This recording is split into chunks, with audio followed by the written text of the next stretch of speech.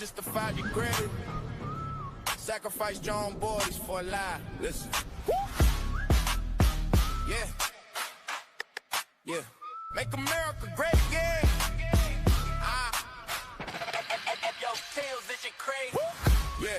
Make America great again now. We will see what happens, yeah. Watch this. Sacred defense, we protecting the soil. While you sacrifice soldiers to pay for your spoil. You first who ran the blow, sitting on your throne. Now we turning every base into a bed of stone. It's a slaughterhouse, a trap you couldn't see. Welcome to the graveyard of your vanity. The secrets are leaking. The pressure is rising.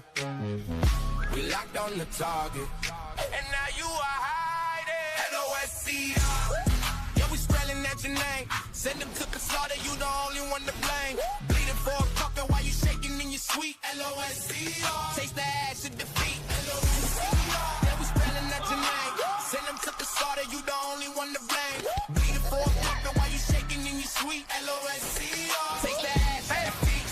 In your suit, hiding Epstein's ghost. You sent your boys to die on the bloody coast. Not a revenge for the leader's blood is purely mine. Every drop of his blood is a missile on the line. You thought you took him out, thought the fire was dead, but another common day is standing ahead. Yeah, you strike one down, we just shatter your brain. We put another in the lid. Common day again. The secrets are leaking. The pressure is rising. We locked on the target. And now you are hiding. LOSCR. Yeah, we spelling out your name. Send them to the slaughter, you the only one to blame. Bleeding for a puppet while you shaking in your sweet. LOSCR. Taste the ash. LOSCR. Yeah, we spelling out your name. Send them to the slaughter, you the only one to blame. Bleeding for a puppet while you shaking in your sweet. LOSCR. Taste the ash of defeat. Sacred defense of the homeland. Sacred defense of the homeland.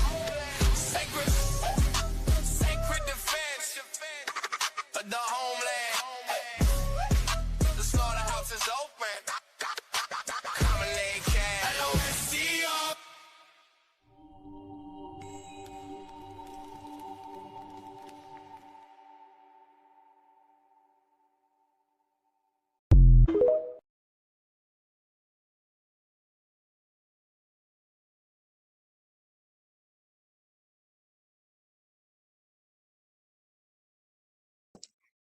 Okay. Hey, everybody. Thanks for tuning in once again to the original Queen Ahmadiyyah Shakur show. I'm your host, Queen Ahmadiyyah Shakur, and this is your daily vitamins. Okay, I almost forgot to add myself to the stream. Okay. Now, with that all being said, how's everyone doing? Okay, now, first off, I thought I wasn't going to be able to get on here because ScrewTube had some message talking about some people are not going to be able to go live because they're having some kind of issues or whatnot. But here I am, and here you are. All right. Christopher said, "You look beautiful, Queen." Thank you, beloved. All right. So, hello, Christopher. J Love the Queen, Yvette. All right. Let's get into it, Kelly. Okay. Everybody hit that like button. I see you, Dangerous. Deronda, Alice is in the virtual building. All right. Nene. All right, Queen of Her King. Okay, let's get into it. Bronze Flat Power, God, we the people.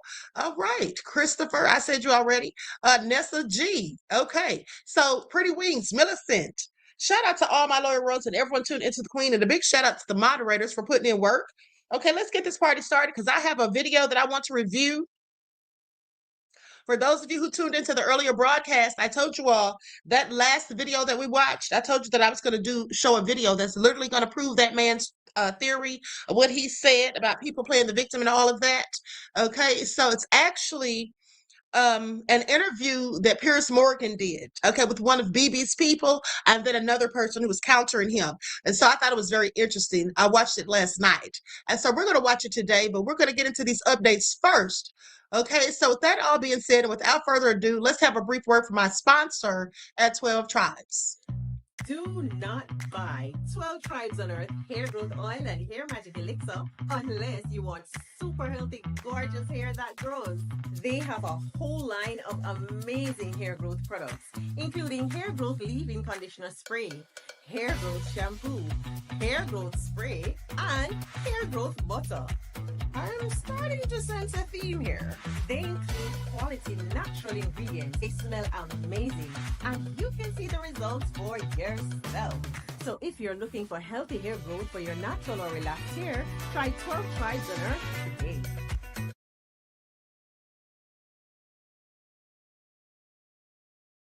Okay, so don't forget you can purchase 12 Tribes hair oil at Etsy.com. Just look for Lisa Kratz, and you can also find it at Walmart.com. Okay, and don't forget that she sells beard oil as well. Okay, so let's get into it. Let's get into it now. Supposedly, there is a 2-week ceasefire. Okay, first off, let me say they're saying that Trump decided to extend the bombing, the obliteration. Okay, they said he decided to extend that for 2 weeks, and so Iran went ahead and confirmed a ceasefire. Okay, so let's get into it. I find it all so interesting. Please pay attention. And also, here's the thing: Trump has a whole lot of nerve because he was basically trying to accuse the Iranians of war crimes.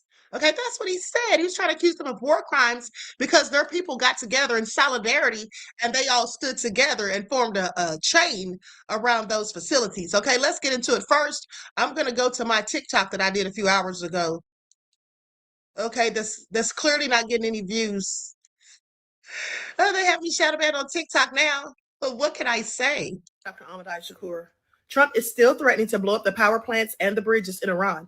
So the people have gathered at these sites and they have formed human chains to protect them. Let's get into it. I just find it interesting that Trump's making all of these threats when he's already claiming victory. He said that we've won.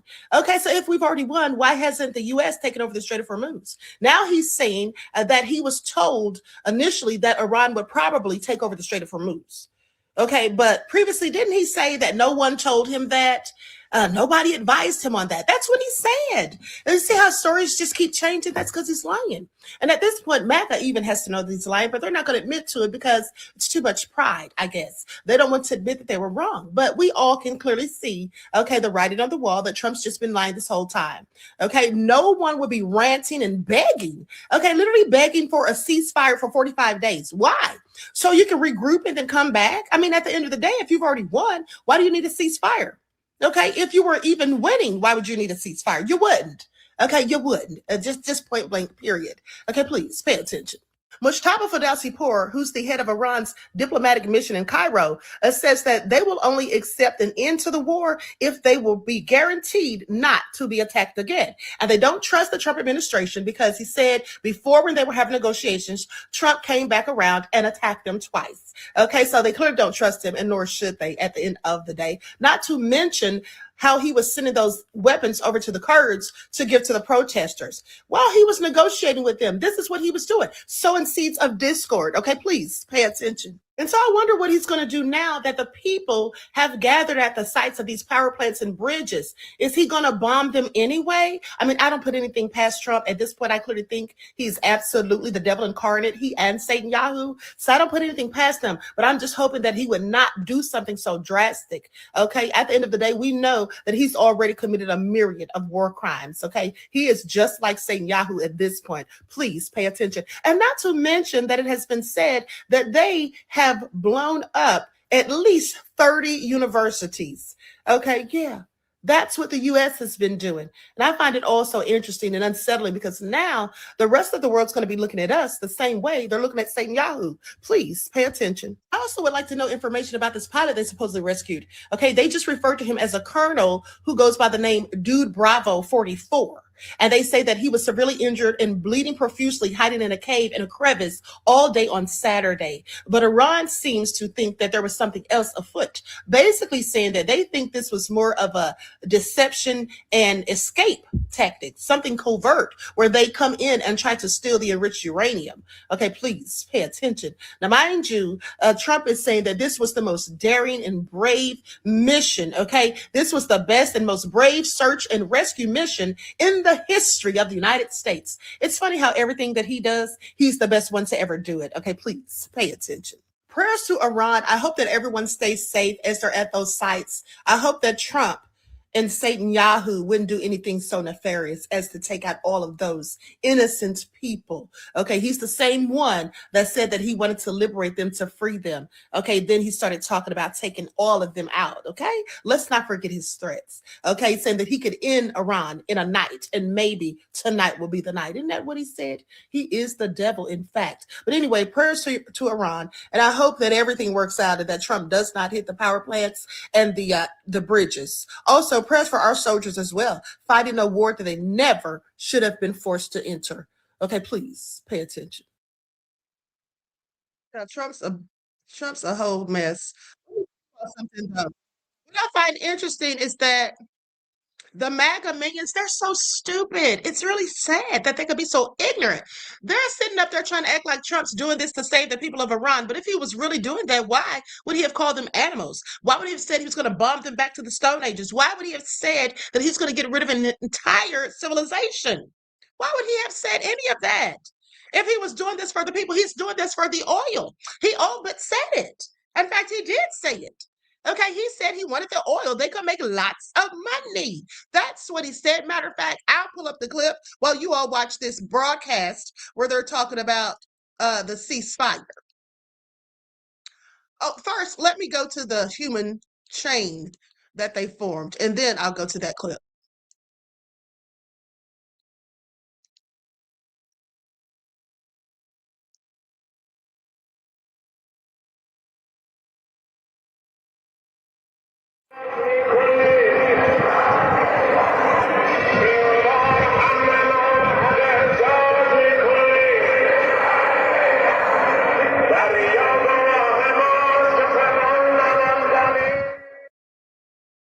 Okay, these are very brave people. I guarantee you Trump would never do such a thing if the U.S. was under threat, okay? He'd be somewhere lying, talking about his bone spurs. Okay, please pay attention. Just a whole mess.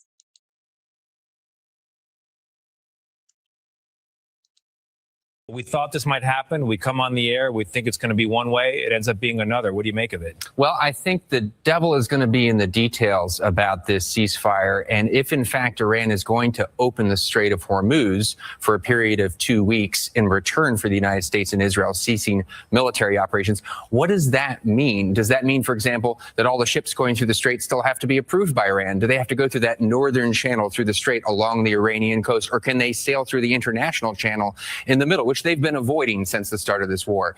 The devil is in the details here. So why has the Strait of Hormuz, for people catching up with this story right now, become the centerpiece of everything in this war? Well, the president began this war having asserted a series of ambitious but limited objectives. He talked about Iran's missile program, its infrastructure to build missiles, its navy, its nuclear program, and its support for terror proxies. But what he explicitly said on that first day was that he was not needing regime change to consider the war a success. In return, Iran basically took the Strait of Hormuz hostage. And in so doing, it took the global economy hostage, which has led us to the last few weeks where the president has escalated his rhetoric to the point where really he is talking about an unlimited maximalist war. This morning, talking about ending Iranian civilization.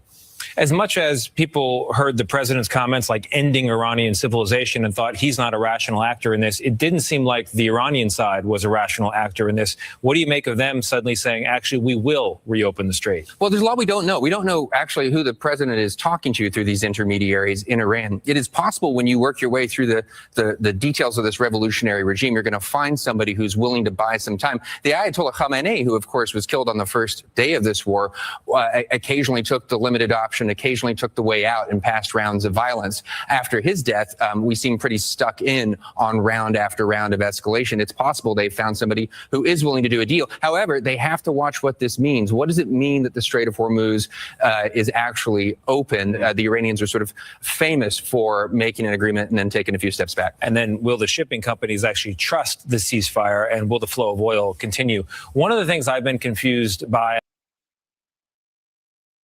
Okay, I've heard enough of them because they are fake news. Okay, they are fake news. Let's not forget who now runs CBS. Okay, please pay attention. Now, there's this paint narratives saying that Iran has been known to give out, say things, and then walk it back. No, that's what Trump does. When has Iran ever done that? Okay, when has Iran ever done that? So, this is why you can't listen to the lamestream lying arse media. This is exactly what I'm talking about right here. The only ones you can trust for the lamestream is PBS and MS Now. Okay, MS Now and PBS, that's it, and that's all. Okay, you can't believe the rest of them at all because they're nothing but liars talking about Iran says things and walk back. No, that's only what your president does. Okay, please sit down somewhere. Okay, let's go to this clip from PBS. From President Trump's press conference today. Yeah, if you were looking for that press conference to help answer the question, where are we going in the Iran war, you would not have gotten an answer. I know in Liz's piece, she pulled out the quote, which I think really said it all, asking, are we ramping up or are we backing off? And the president said, I don't know. We don't really know where we're going on this. I do think it is also telling that here we are, what is this now, a month? More than a month. And I think what voters really want to know, what Americans really want to understand is, when are we going to decide that we have made either a deal or an off-ramp or have completed the mission? The president said in that press conference today, Iran will not become a nuclear power, but did not answer the question about how we will ensure that will be the case. Does that involve having troops on the ground to take the nuclear material, or will it be through a process of diplomacy? And Tam, did he say anything that clarified a broader strategy in Iran such that a strategy exists? No, he did say that he has a strategy, he has a plan, but he is not going to tell people what the plan is, because if he did, then but that can be a tell more than anything else. This was the second time in 2 weeks that President Trump used the trappings of the presidency, a solo press conference in the briefing room. Last week, an address to the nation. These are sort of the big tools of the bully pulpit of the presidency. And both times we came away wondering, why exactly did he do this? What was the point of it? And, part of it is that before the war, he didn't really do that buildup, didn't sell it to the American people. And some of that is now attempting to happen after the fact. But I think truly what today was about, he wasn't there to talk about strategy. He wasn't there to talk about what's next. He was there to wrap himself in the glory of that incredible rescue mission of those two airmen. Okay, I'm going to stop it right there. Now, listen, I want you all to pay attention. So I got this article from USA Today, and I want you all to pay attention because they're trying to frame this as though Iran is the one that asked for the ceasefire. Now, we all know that Trump's been begging for a 45-day ceasefire. We know that, okay? Please, look at this. Trump okays 2-week ceasefire in Iran after threat to hit civilization. Please stop. Y'all know good and darn well that Trump was the one begging for a whole ceasefire. He was literally begging, okay, desperate. Okay, so anyway, here's what they say. President Donald Trump announced the United States reached a ceasefire with Iran for 2 weeks after earlier threatening to destroy Iranian energy and transportation infrastructure and wipe out a whole civilization. Now, the pause came less than 2 hours before 8 p.m. Eastern Standard Time. Okay, Trump set for a deal. The agreement, the president said, will be contingent on Iran allowing oil shipments through the Strait of Hormuz, the waterway used to ship much of the world's oil. I thought he wasn't worried about it. The president had threatened to launch the sweeping attacks if the country did not relinquish its grip over the critical area. Iran has blocked traffic through the strait, driving up fuel prices and causing the global economy to wobble. I agreed to suspend the bombing and attack of Iran for a period of 2 weeks. That's what Trump said in a statement. Here's the thing. This is how it really went. Now, they're trying to paint a narrative, but how it really went was Trump said he would give an extension, okay, for 2 weeks. And then Iran agreed to the ceasefire. I'm so sure that's how it went, but let's continue because we know how they lie. So anyway, it goes on to say, this will be a double-sided ceasefire. The reason for doing so is that we have already met and exceeded all military objectives and are very far along with a definitive agreement concerning long-term peace with Iran and peace in the Middle East. Please sit down somewhere. It's all cap. Israel will be part of the ceasefire if Iran opens the Strait of Hormuz. A White House official gave this information to USA Today. Now, Iran's foreign minister, Saeed Abbas Araghchi, said in a statement that the country will observe the ceasefire if attacks on Iran are halted. That's what he said. Said they would observe it if attacks on them are halted. Okay? Now, USA Today reached out to the White House to confirm the U.S. strikes on Iran have stopped. The president cited the intervention of Pakistani leaders in peace negotiations as the reason behind his move to hold off the destructive force being sent tonight to Iran. Trump said Iran sent the White House a workable 10-point plan for peace that the two sides will begin negotiating. I find this all interesting. Now, here's the thing. Let's just talk about why he really. Y'all are so crazy talking about y'all. You know why y'all are laughing? My Trump impersonation is terrible. Y'all know it is. Y'all just try to hype me up. But I do it for kicks. But anyway, listen. Here is the thing, beloveds. Listen, I'm in such a good mood because I know that Trump's not going to hit Iran tonight with a nuclear bomb, because that's what I was worried about all day. I was literally stressed. Okay, but anyway, listen to what Russia has to say. Like, I'm going to tell y'all why Trump changed his mind. First of all, he probably wasn't going to do anything in the first place, probably just trying to manipulate the markets again, and also just trying to see if Iran would cave, which they never will. Okay, these people are not scared of him.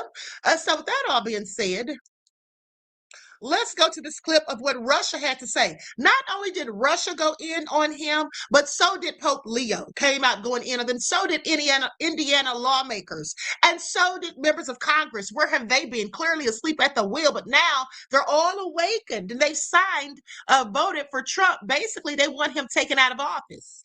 Okay, they want to invoke the 25th Amendment. Some of them do. And then Ansari said that she's going to file articles of impeachment on Keg's breath. Okay, why did they have to wait so long to do anything? They could have been done all of this when the BS first started. Okay, now let me go to this clip. It's all crazy. Trump doesn't want all the smoke that would come with it, I guarantee you. Crisis in the Middle East is principled, consistent, and objective in nature. We condemn the United States and Israel's aggression against Iran. We respect the sovereignty and territorial integrity of all countries in the region, both the Islamic Republic of Iran and other countries of the Persian Gulf. We reject. Hold on, I'm sorry. I can't understand a word that he's saying, and I know you all can't either. I put up the wrong video because I actually have another one where they have a translator. Hold on. Okay, here we go. This is more like it.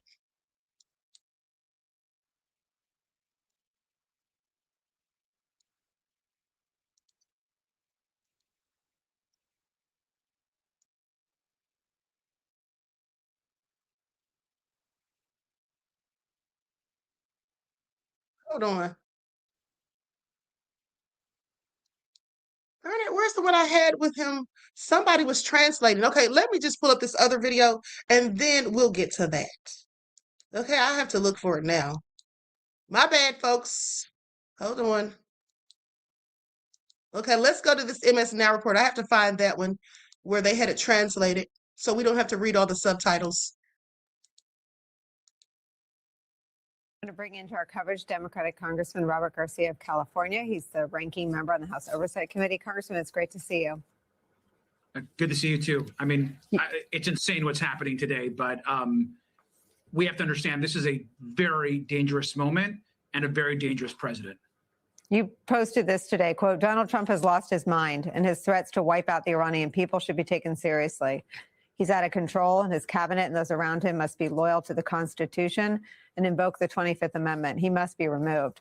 What's interesting in all the talk about checks and balances, and Tim Snyder has a beautiful post truly written for the history books today about how Trump has already changed us. I mean, to your point, this is a deranged conversation to be having. What's going to happen at 8? Is the madman going to be as crazy as the madman said he was going to be? Is he going to end civilization? The Constitution lacks all that emotion, all the political petulance of our current politics. It's black and white. And I wonder what constitutional issues you think are getting lost in all this. Well, first, what I think people need to understand is we have someone who's completely unfit for office right now, sitting in the White House with the ability to launch war, who is now threatening to essentially nuke or destroy an entire country and people. So from a constitutional perspective, we are in a crisis.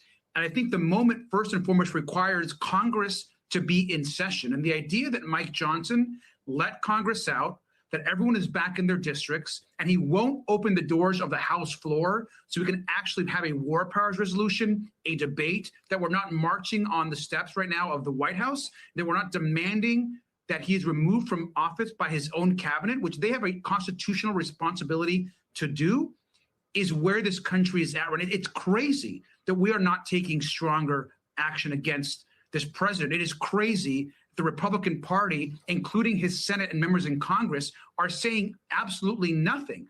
And we have a president threatening to destroy an entire population of people in a war that we have no clear mission. We have no idea why we're still there. And the president is out there saying crazy things over the weekend, on Easter, today, and yet the Republican Party and the Speaker, who control our government, are doing absolutely nothing.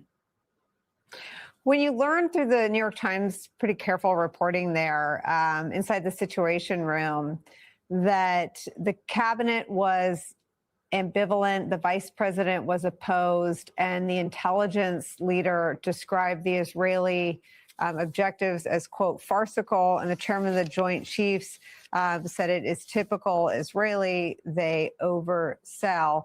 Rubio translated for Trump and called it, quote, bullshit.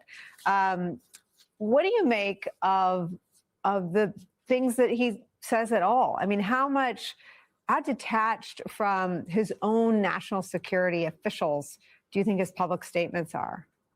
Well, it's clear that President Trump rather listen to Benjamin Netanyahu and Israel than he does to his own people or to his own advisors and the public that are actually struggling.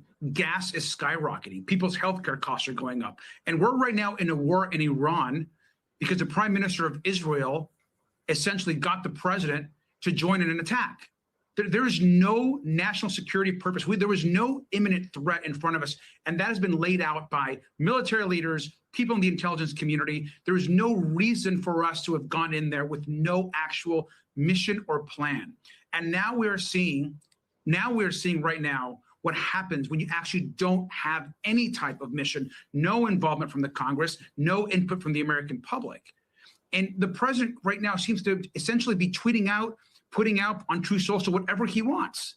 And we're out here reacting, not in DC, without any sort of Congress that is actually being the check and balance that it's supposed to be in the Constitution. So I hope that the Republican Party understands how serious the moment is and that we've been dragged into a war that we should not be in.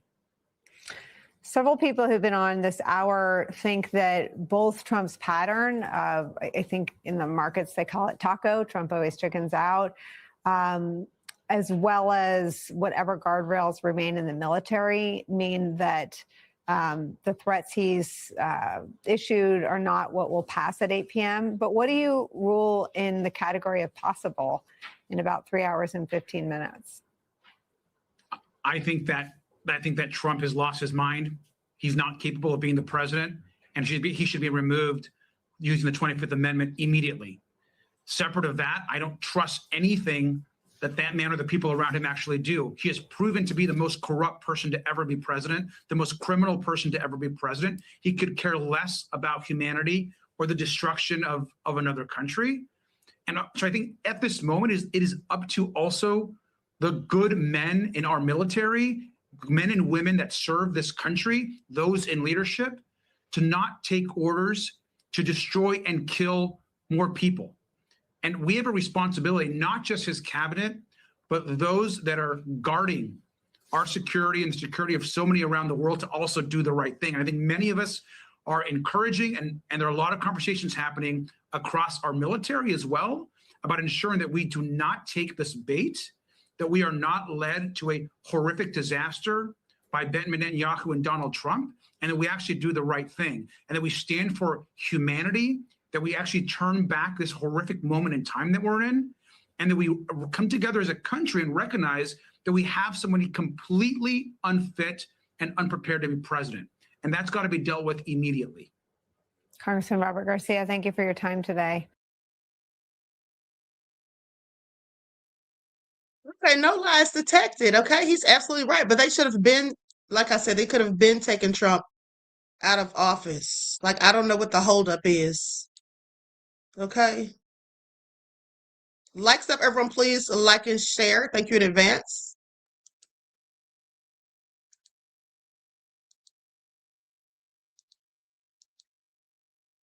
Against Iran, Indiana gas prices have shot back up past that $4 mark. CBS 4 State House reporter Hannah Adamson joins us now in the studio after speaking with state and federal leaders about bringing some relief to that pain at the pump. Good evening, Hannah.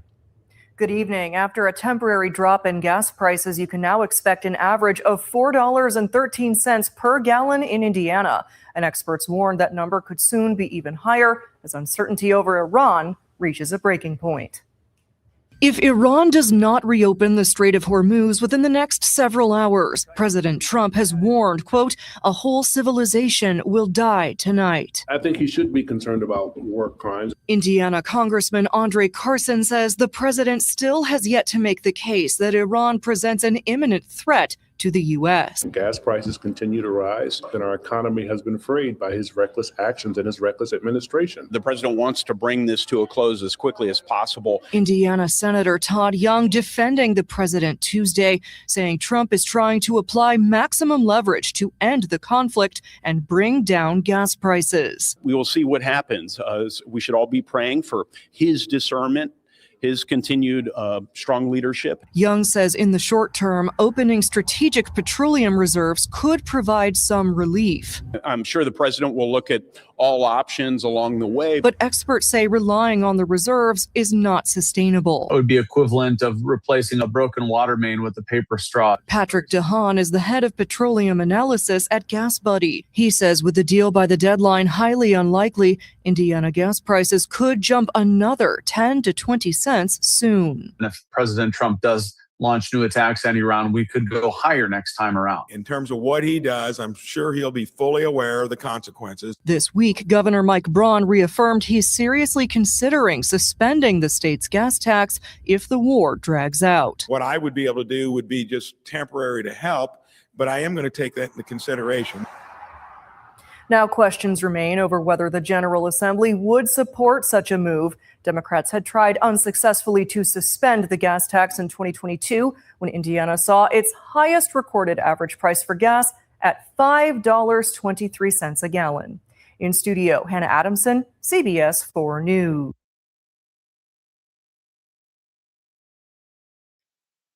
Okay, so now let's go to see what the people on the streets are saying about this war. Okay, because they went around asking people what they thought about what's going on. Let's get into it. Here we go. Living war crime. You can't do that. We don't just annihilate people because we can and, you know, make a grab for the money and the oil. And that's what we've done in Venezuela. And that's what we're doing in Iran. It's giving war crime. You can't do that. We don't just annihilate people because we can and, you know, make a grab for the money and the oil. I'm glad that everybody's noticing this is exactly what Trump has been doing. Okay, now queen of her king, I'm sorry. Thank you for your contribution to the channel, beloved. I appreciate you. Peace, love, and blessings. Okay, now Hope Leo came out and said something about Trump too. Everybody's just going in on the U.S. This is not a good look, okay, at all. So let's go to this clip. Trump's got the whole United States looking crazy, trying to be like BB. And also, I want you all to pay attention because the remarks that he made yesterday when he called the Iranians animals, those are the talking points of BB's, their foreign minister. Okay, BB's the prime minister, but their foreign minister, I can't think of his name, but that's the guy who called the Palestinians animals. Okay, so Trump's acting like them and talking like them, spewing the same rhetoric. And also, it was reported today that he said that brown people, basically, I don't remember the exact wording, but basically said something along the lines of they are inherently violent. I like his nerve. Who are the most violent people upon the planet again? Okay, please, wreaking havoc wherever they may go.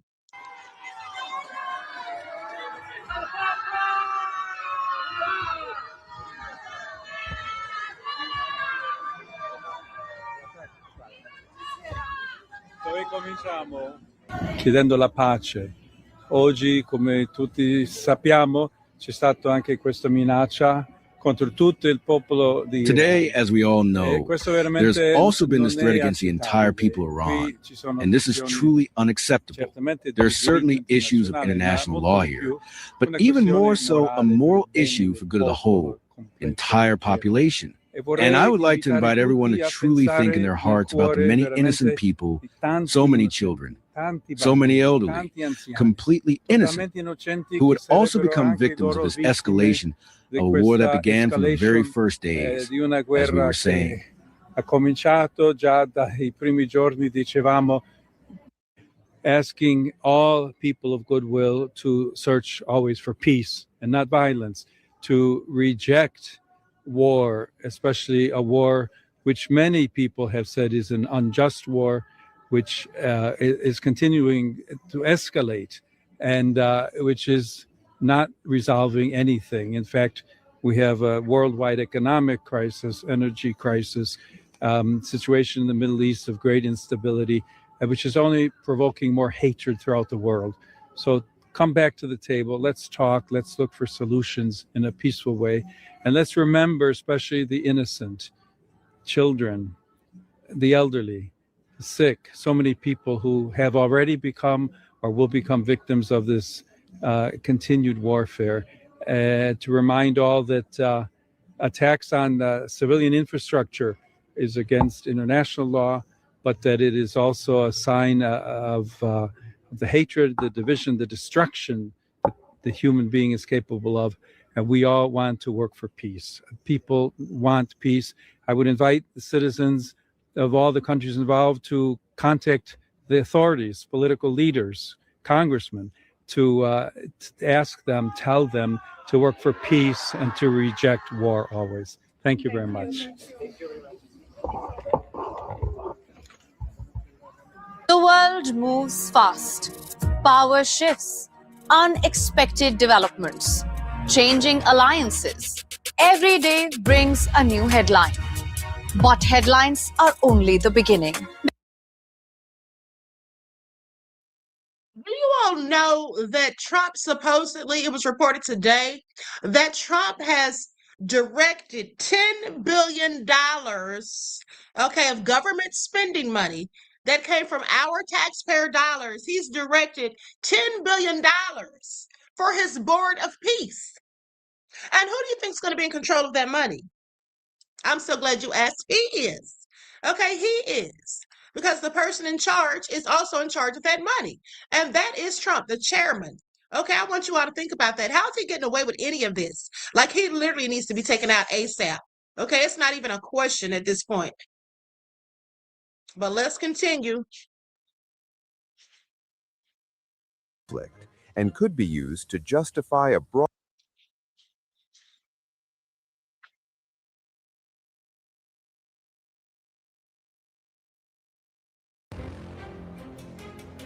China and Russia have vetoed a United Nations Security Council resolution aimed at protecting commercial shipping through the Strait of Hormuz, dealing a setback to U.S.-led efforts to secure one of the world's most critical energy routes as tensions in the Gulf continue to rise.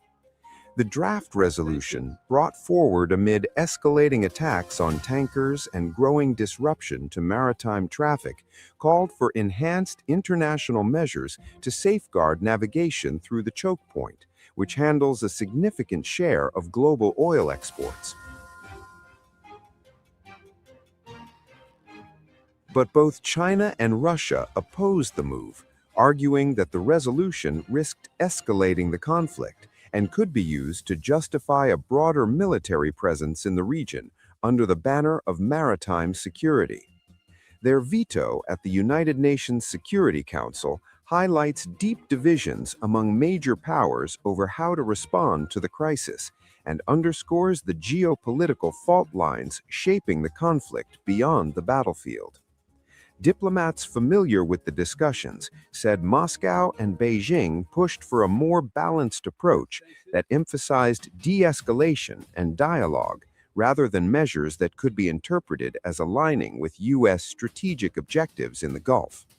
For Washington, the resolution was part of a broader push to build international backing for securing shipping lanes, particularly as disruptions in the Strait of Hormuz have begun to impact global energy markets. But the failure to pass the measure leaves that effort fractured. No one should tolerate that they are holding the global economy at gunpoint, but today, Russia and China did tolerate it. They sided with a regime that seeks to intimidate the Gulf into submission, even as it brutalizes its own people during a national internet blackout for daring to imagine dignity or freedom. Now it seeks to punish the world as cynical leverage in its death to America approach to foreign policy. We have long known that these countries are capable of paralyzing the Council through obstruction and manufactured confusion. Today's veto marks a new low, and it shows just how frightening a safer, more secure, more united Middle East can be. I will note, today's result does not restrict the United States to continue to act in its own self-defense and in the collective defense of our allies and partners, and President Trump will continue the actions necessary to defend our people and the free world. The request from Bahrain and from the region was not unreasonable. We have put serious diplomatic proposals before Iran. The U.S. remains prepared for meaningful diplomacy, but diplomacy cannot succeed where defiance, delay, and escalation remain Tehran's only response. We are grateful to our mediating partners for their continued effort to secure a peaceful resolution, but Iran has to choose one. Colleagues, Iran is a direct threat to international peace and security. It is responsible for its own thuggery, and it alone is responsible for the ramifications. The Strait of Hormuz remains a vital artery for global oil and gas flows, and any sustained disruption carries immediate economic consequences. I'm going to go to the next clip.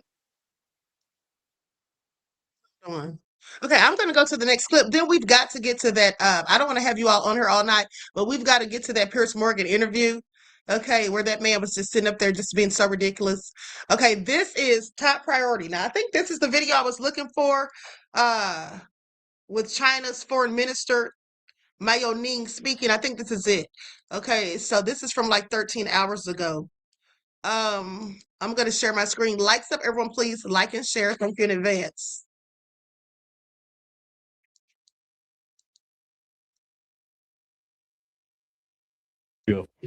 China Arab TV. Trump threatened Iran, saying that the deadline for reaching ceasefire agreement is 20 o'clock on the 7th. Otherwise, the entire nation can be taken out in one night. What is China's comment?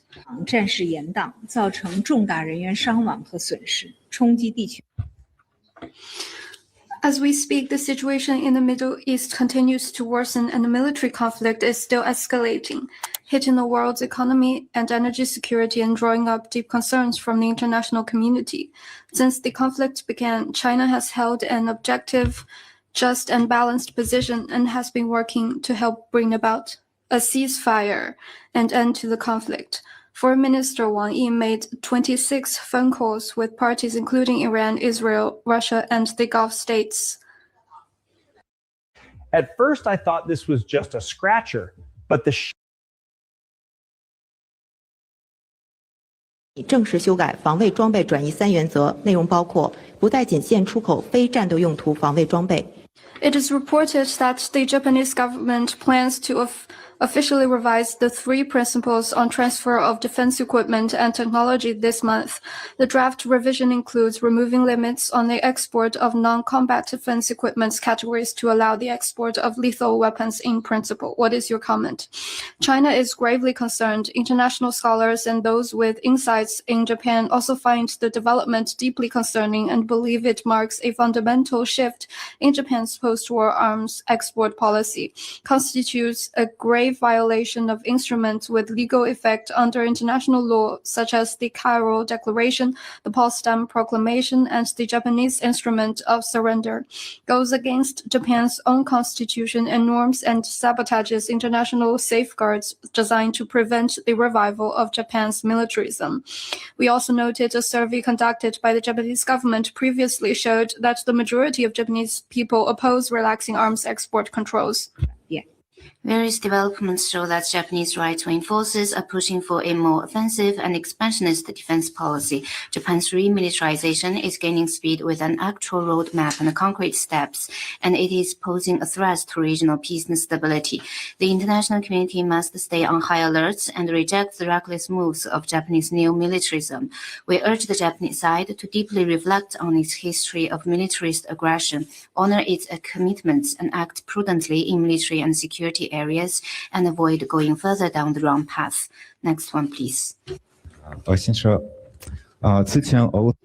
Novosti. Okay, I'm going to stop it right there, beloveds. That's not the video I was looking for. I don't know where that video is. But what I will say is this. They were basically saying that they don't agree, with this war and everything. And they were talking about how Trump, the U.S. and Bibi's people were in the wrong. And they said they thought it was interesting that basically, I'm paraphrasing, but she basically was saying that it was interesting that when the war started, people were acting as though Iran was causing the global energy crisis because of the Strait of Hormuz. But no one said a single thing about how the war was illegal. Okay, she said no one said anything about that. Like no one even mentioned it. It's like everybody glossed over. And that's exactly what happened.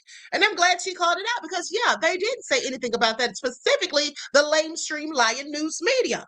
And also, I did tell you all, right, that Trump is trying to have a journalist arrested if the journalist doesn't tell him how they found out about the missing pilots.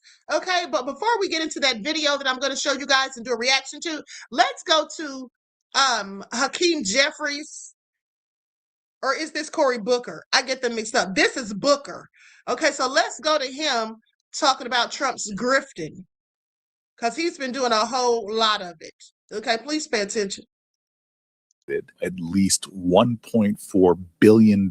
This is all in his first year. This is an astonishing level, unprecedented level of corruption. 23 million in licensing deals for overseas real estate projects, a new hotel in Oman, a new golf course in Saudi Arabia, just to name a couple. $28 million from Amazon for a documentary about Melania Trump. $90 million from various other technology and entertainment companies like X and Paramount in the form of legal settlements. When Trump goes to battle with these corporations, it is leverage and conflict of interest at its worst. Then, of course, there's the $400 million jet from the government of Qatar, which Trump has said he plans to take with him when he leaves office. And then more than $850 million from his crypto coin schemes. People who hope to influence federal policy, including foreigners, can buy his family coins now, effectively transferring money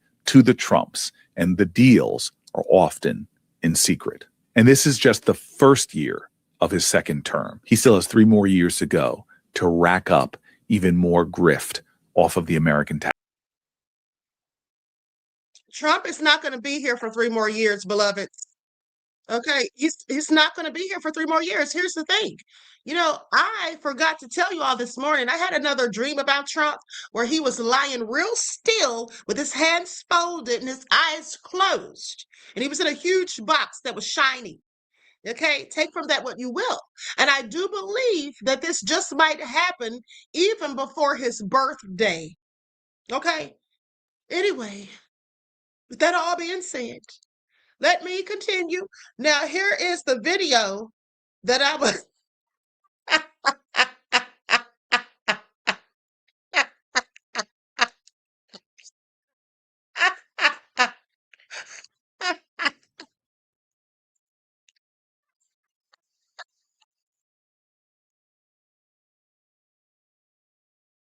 Not App Shakur.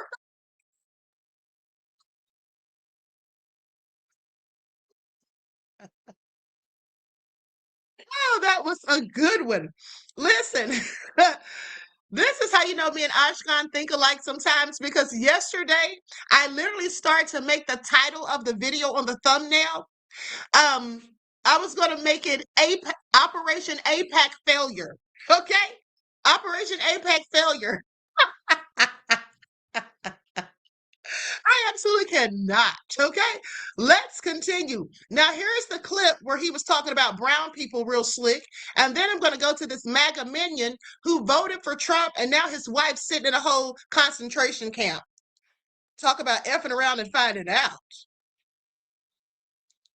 Were let in here. They shouldn't have been let in. Others are just bad. They go bad. Something wrong. There's something wrong there. So the genetics are not exactly. Well, they're not exactly your genetic. Well, it's one of those problems, Brian. It's a terrible thing, and it happens. And it happens too often. So a lot of them were let in here. They shouldn't have been let in. Others are just bad. They go bad. Something.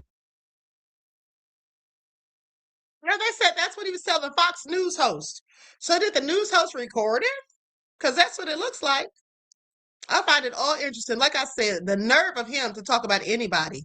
Okay? Now, let's go to this story about this man who voted for Trump. Why would you vote for Trump when you know your wife's here illegally? Like she was applying for a visa or something. A Trump voter is now in the find out phase as his wife is sitting in an ICE detention center ready to be deported. Now, meet Bradley Bartell and his wife, Camilla. There they are, the happy couple just married. Now, he voted for Donald Trump, even though his wife was here illegally. She originally came on a visa, but she overstayed that visa. And he supported Donald Trump despite his policies to deport people.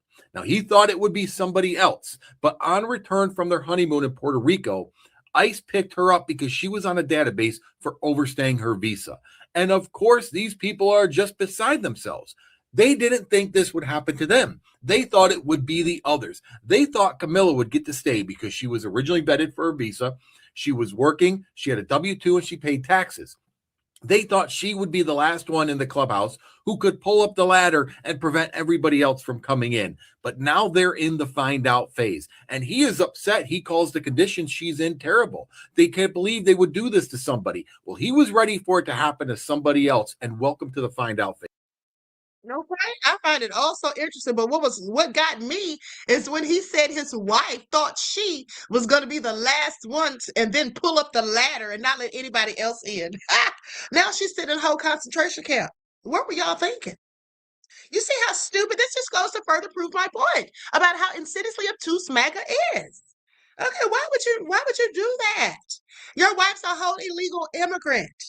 And that's what you do? Make it all make sense. I'm sure they can't.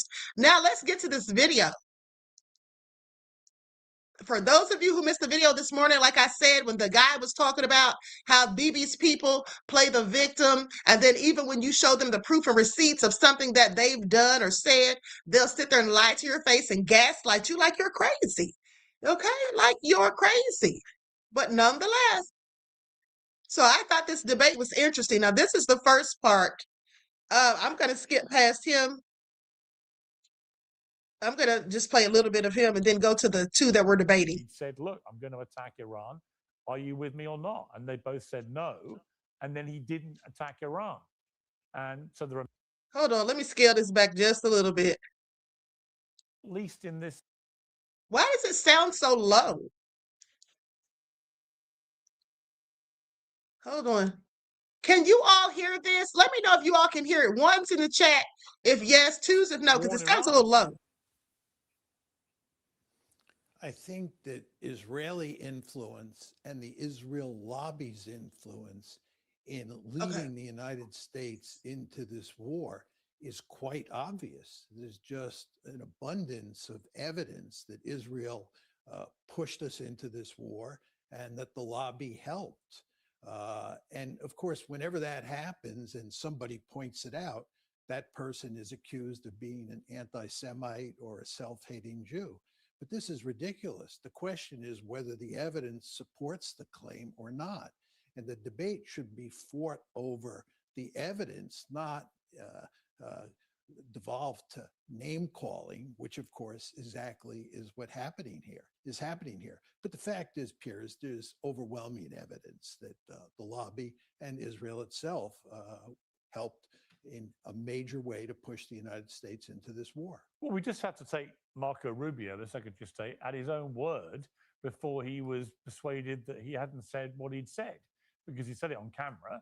And he said that when asked why did America have to preemptively strike at Iran, he said because America had been notified by another country, clearly Israel, that they were going to attack Iran, and that the inevitable consequence would be that Iran would respond against American interests, including military bases in the Gulf and so on. And therefore, America had to get in first and preemptively go in with the Israelis. It seemed at the time very convoluted, but very revealing too, because as we now know from Antony Blinken, I've talked about this many times on the show since he said it, because it's so relevant, I think.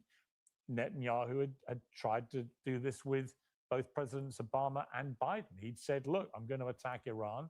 Are you with me or not? And they both said no. And then he didn't attack Iran.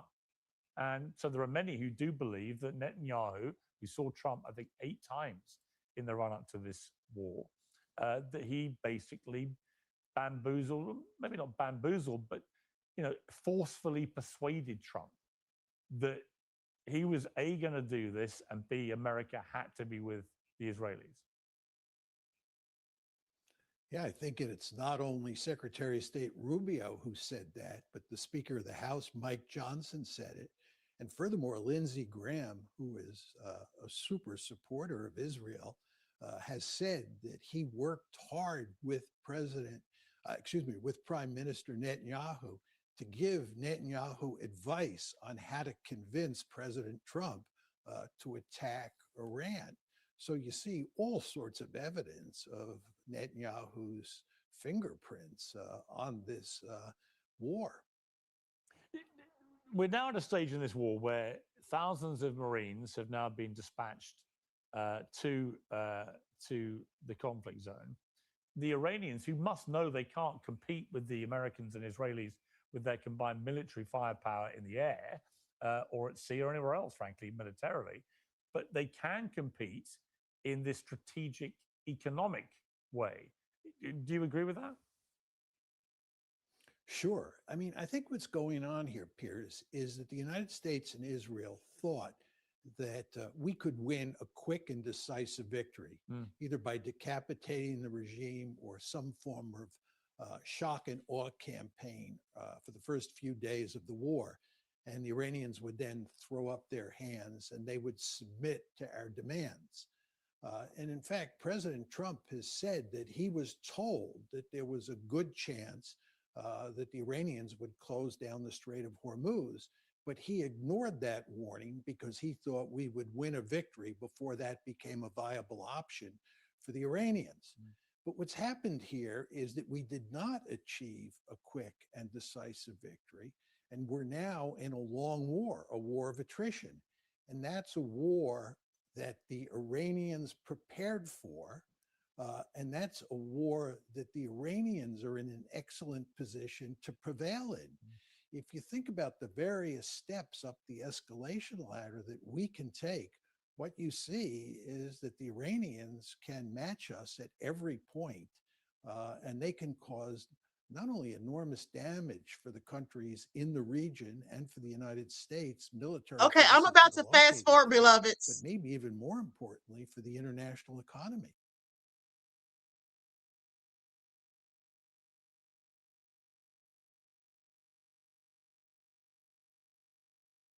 Well, returning. Franklin Universe.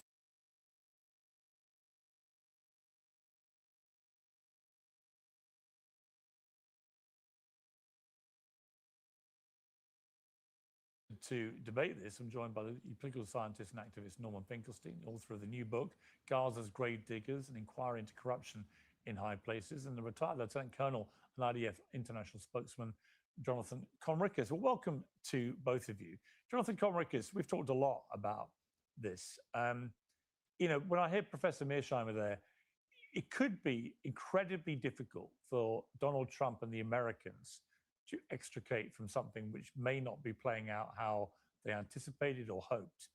But it may be at the same time that Israel has completely different agenda here, that Israel would be quite happy to carry on having an extended war against what they see as the great enemy. You know, we've had Netanyahu talking about a 40-year, sort of dream of this moment coming, and now able to carry it through. I've talked to him myself, and I've interviewed him several times. He's always been, Iran is the big problem. Iran is the one with all the tentacles. Iran's the one we have to take out. He's made no secret of this. So it may be that you've got two big nations here with completely different wishes for how this plays out, in the sense that now it is where it is. Donald Trump is probably thinking, I think, wouldn't want to put words in his mouth, but he changes a lot of what he says all the time. He's probably thinking, I need an off-ramp here. And Netanyahu may be thinking the complete opposite. Quite happy to have a very level ramp carrying on for months or as long as it takes. What would you say to that? Yeah, I'd say shalom from Israel. Thanks for having me on again.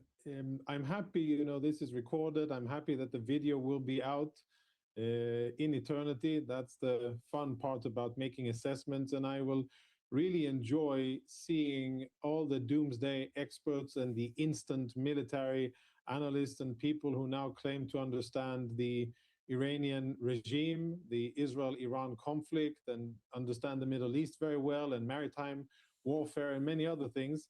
And I really look forward to seeing their doomsday prophecies shatter at the face of reality when Israel and the US will be able to not only reopen the Strait of Hormuz and force the Iranians back in positions, when the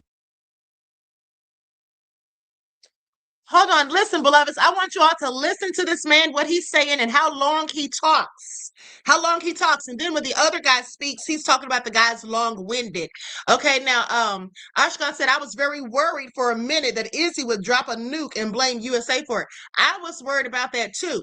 But also, you just made me think about the fact that Iran posted a message today, the Iran News, and they said that they don't have missiles that would reach the U.S. And so if there is something that happens here, they're thinking that Bibi is going to do a false flag and try to blame them for it. They said, but if anything happens, it'll be our own government or Bibi.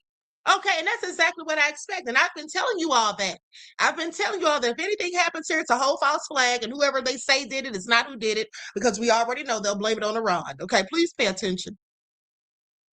The US and Israel will help the Iranian people actually reclaim their freedom and get rid of this foreign oppression that has been governing the people of Iran for 47 years.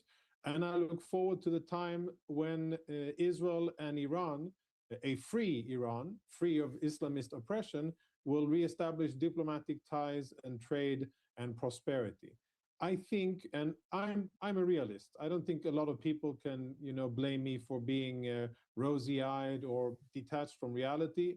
I stand on pretty solid ground. Most of the time, my analysis is usually based on my military experience and how I understand conflicts playing out.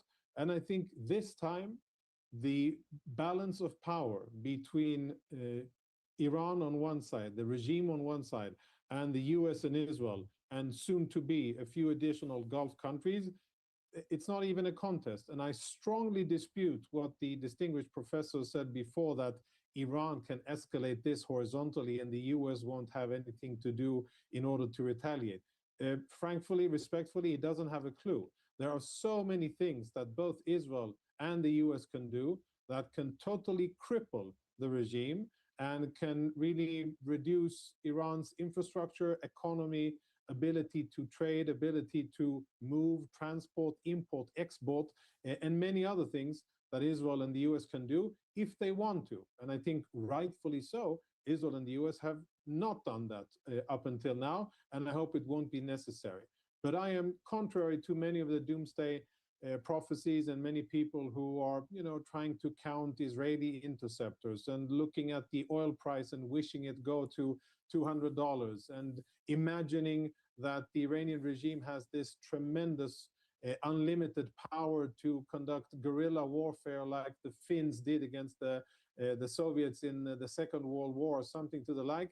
I think they're wrong. And I think that reality will show them to be wrong. And I think that experts should have learned better by now not to think that they understand President Donald Trump and not to measure him by the yardsticks that other US presidents have been measured by, because he isn't. He is different. And, we can debate style and content. And just last point about, Israeli topics. Here, I agree. Israel, as I think the president has said, we have real skin in the game. We live here. We are the ones who face Iranian attacks, and we are the ones who have been facing these attacks for the better part of 30-odd years by the Iranian regime. So yeah, definitely. We want to get rid of the terror organization that Iran funds. We want to get rid of their ballistic missiles. We want whoever governs Iran to stop dreaming about developing nuclear weapons to wipe the Zionist entity off the map. We want them to stop dreaming about wiping Israel off the map by the year 2040, which was an official Iranian goal and policy. And we would love for there to be diplomatic relations and trade and prosperity. So yeah, there are differences. Okay. Norman Finkelstein, welcome back to Uncensored. Great to have you again. What is your response there? Thank you for having me. What is your response to what Jonathan Conrick has just outlined?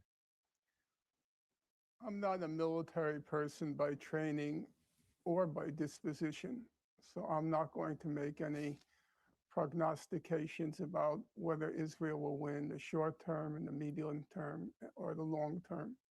And I believe that, in my opinion, is a separate question from what ought to be the right question to ask. If you were to go to a program in Germany during World War II, and there are various persons on debating, should Germany have invaded Russia? Was it smart to wage a two-front war? Will Germany be able to prevail over Russia in the short or in the long term? For most people, sane people, that is, that's an insane question. Maybe Germany could have defeated Russia, for all I know. Or maybe it was an error, as it turned out to be. The question is, was it just? Was it right? Who is in the right and who is in the wrong? Bad people win wars. That doesn't mean the war is right. Good people lose wars. That doesn't mean the good people are in the wrong. So let's look at the situation here.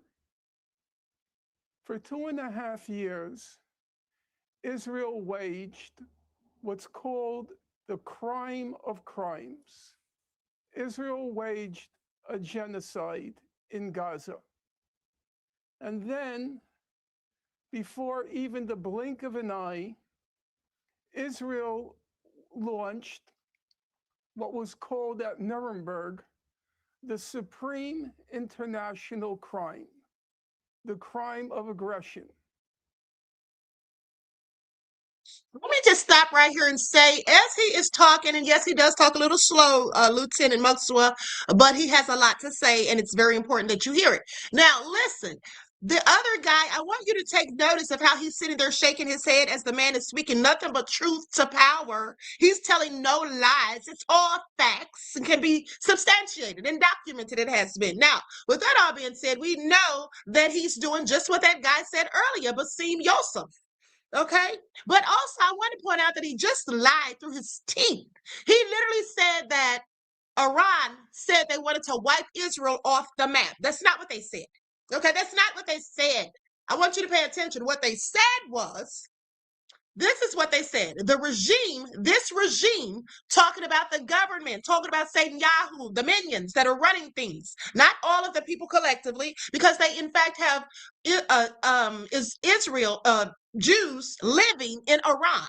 Okay, I saw a very sad video today of how they were standing in front of their synagogue, which had been blown to smithereens. Okay, that's so low down. I'll show you all the video before I conclude the broadcast. But what they said was, this regime occupying Jerusalem must vanish from the page of time. That's what they said. That's totally different than saying wipe all of them off the map. You see, so I want you to pay attention to how people like him with that mindset use words of trickery. You know, like the devil does. Okay, mixes lies with the truth to confuse you. Okay, that's not exactly what was said, and he was not referring to them collectively. He was referring to the regime. Just like when I call out Netanyahu, I'm not talking about all of them collectively, but I'm talking about him and the devils that he gets to do his bidding. Okay, but let's continue. So we have Israel and its chief enabler, the United States, guilty of the crime of crimes, the crime of genocide. And then, before even the blink of an eye, Israel and its chief enabler, the United States, waging the supreme international crime of aggression. In fact, on the latter point, the supreme international crime of aggression, there hasn't even been the attempt, the pretense, the pretext of a debate. There is no dispute whatsoever, none, that Israel and its chief enabler, the United States, are guilty of the supreme international crime of aggression in violation of Article 2 of the UN Charter, and for which it has no grounds whatsoever, zero grounds of self-defense under Article 51 of the UN Charter. That being the case, there can't be any dispute, none whatsoever, that Iran had the right and continues to have the right of self-defense against the supreme international crime of aggression. Now, it is true that the whole international system, as has been commented on in the last few months, in particular by the Prime Minister of Canada, but by many others, the whole international system of law has collapsed. The supreme international body for war and peace is the UN Security Council. And the UN Security Council failed in its responsibility to stop the war of aggression. That being the case, we have reverted from the state of law to the law of the jungle, or what's sometimes called the law, the state of nature. Now, under these circumstances, where the state of law is gone, the Security Council failed in its responsibility in a case of blatant brazen, flagrant aggression against a member state of the United Nations, then if you look at the English philosopher John Locke, he says, Israel, the United States, they have turned into wild, savage beasts, guilty of the crime of crimes and the supreme international crime. They have become dangerous to mankind. And under those circumstances, says Locke, every man may restrain or, where it is necessary, destroy things noxious to them. And that's what these two states have become. They have become noxious to humanity. Destroying now Tehran, destroying Beirut, two Arab, in the case of Tehran, a Muslim and an Arab capital being destroyed. Okay, but let me just... It's not a war. But Norman Finkelstein, let me just jump in and ask you one question on that before I go back to Jonathan, which is, would you categorize the Iranian regime since 1979 as a noxious entity? Because to many people's eyes, whatever their view of the war, the general point of agreement is that this has been a pretty vile, repressive regime, which certainly lives up to the title of noxious. Would you be happy to say that it's been a noxious regime?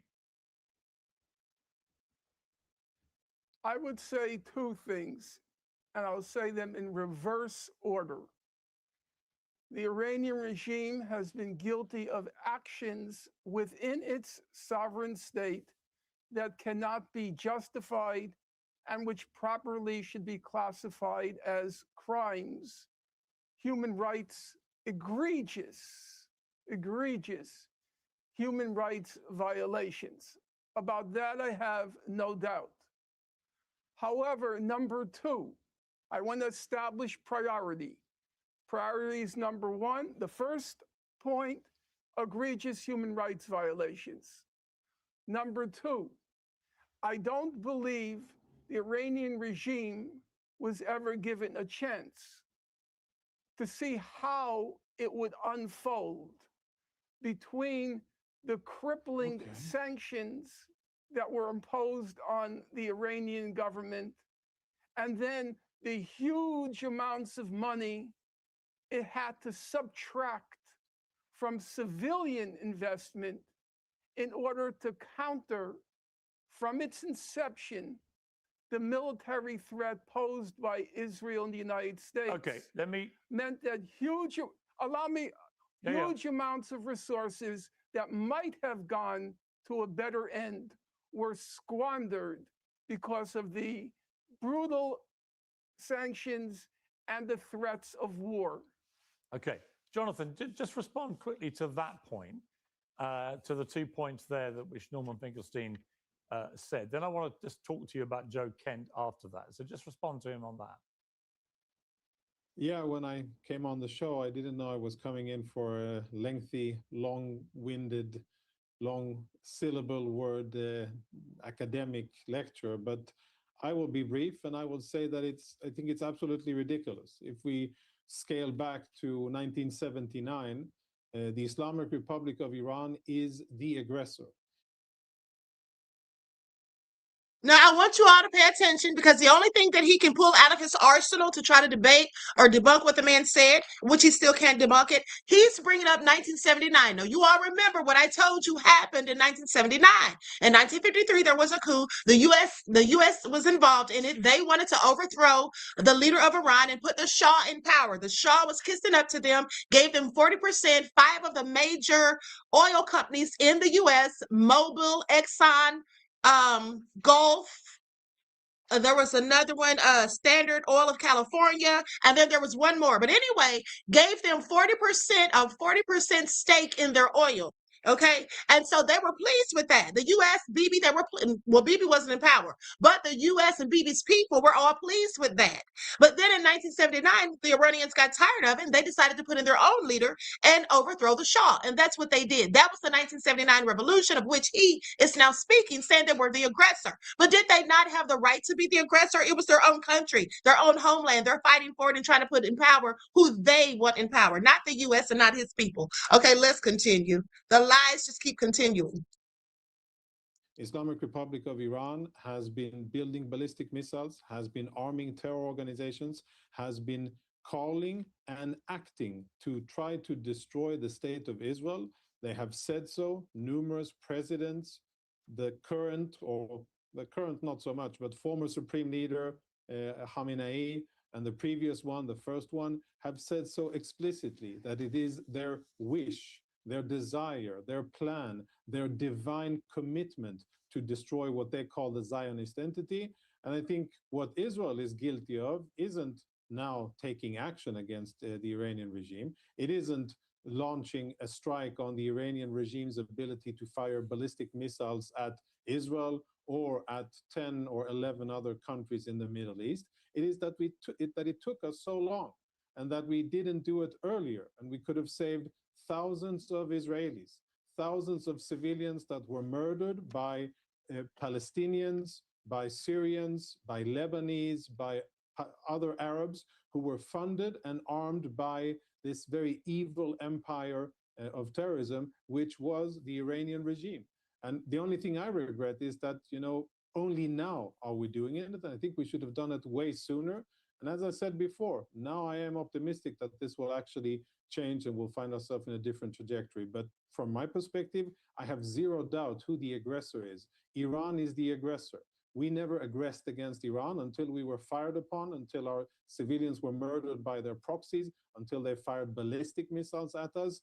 It's a very clear situation, and trying to turn it on its head, I think it's quite ridiculous and really unfounded. Okay, but if you look at the resignation letter of Joe Kent, he was the director of the National Counterterrorism Center and a big supporter of Donald Trump until yesterday. He resigned his position, and included in his letter, he said, Iran posed no imminent threat to our nation. It is clear we started this war due to pressure from Israel and its powerful American lobby. He went on to say this was a lie and is the same tactic the Israelis used to draw us into the disastrous Iraq war.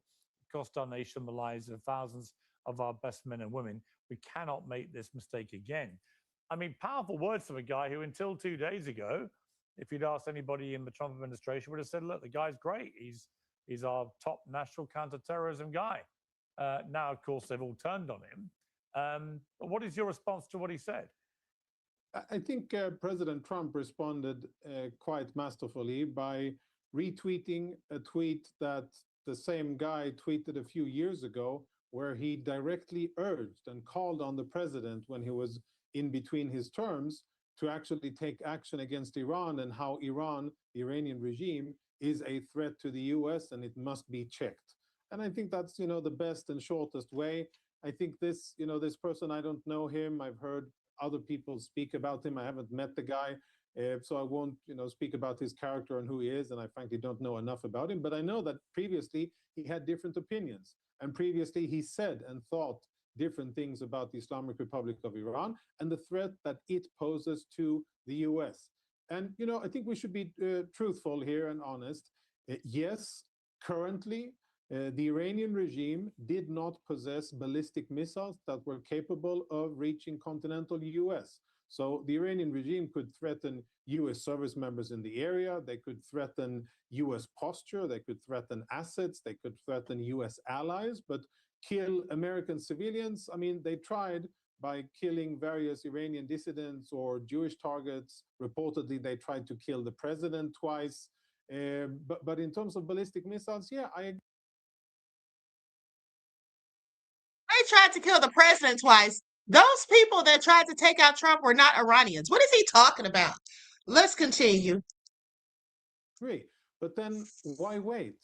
Why wait for a crazy regime full of radical Islamists who dream of destroying other countries who chant death to America and say it continuously? Why wait for them to develop the ballistic missiles that are capable of reaching not only Europe, but actually also continental US? Like, why wait? They're weak now because Israel has weakened them, because they've overstretched, because they are corrupt, because they have mishandled funds, and they've gone in this psychotic loophole of trying to destroy Israel by paying terrorists in the region. And you've heard the Iranian people chant on the streets weeks and months ago, no to Gaza, no to Lebanon, I want to live and die for Iran.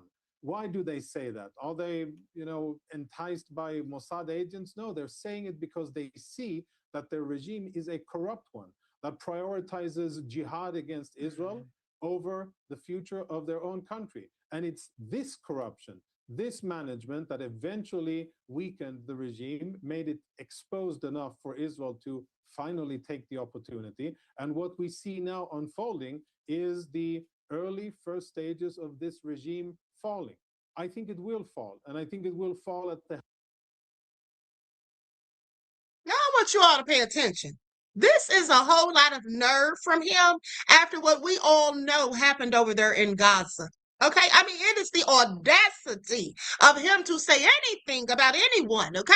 It is really appalling to even listen to the fact that he thinks that he has the moral fortitude to speak on any other nation of people after what we know happened. Let's continue. Hands of the brave Iranian people who will find the courage again, summon the courage again, take to the streets and reclaim their freedom once the war stops. The reason your nose is always blocked, it's not what you think. Yeah,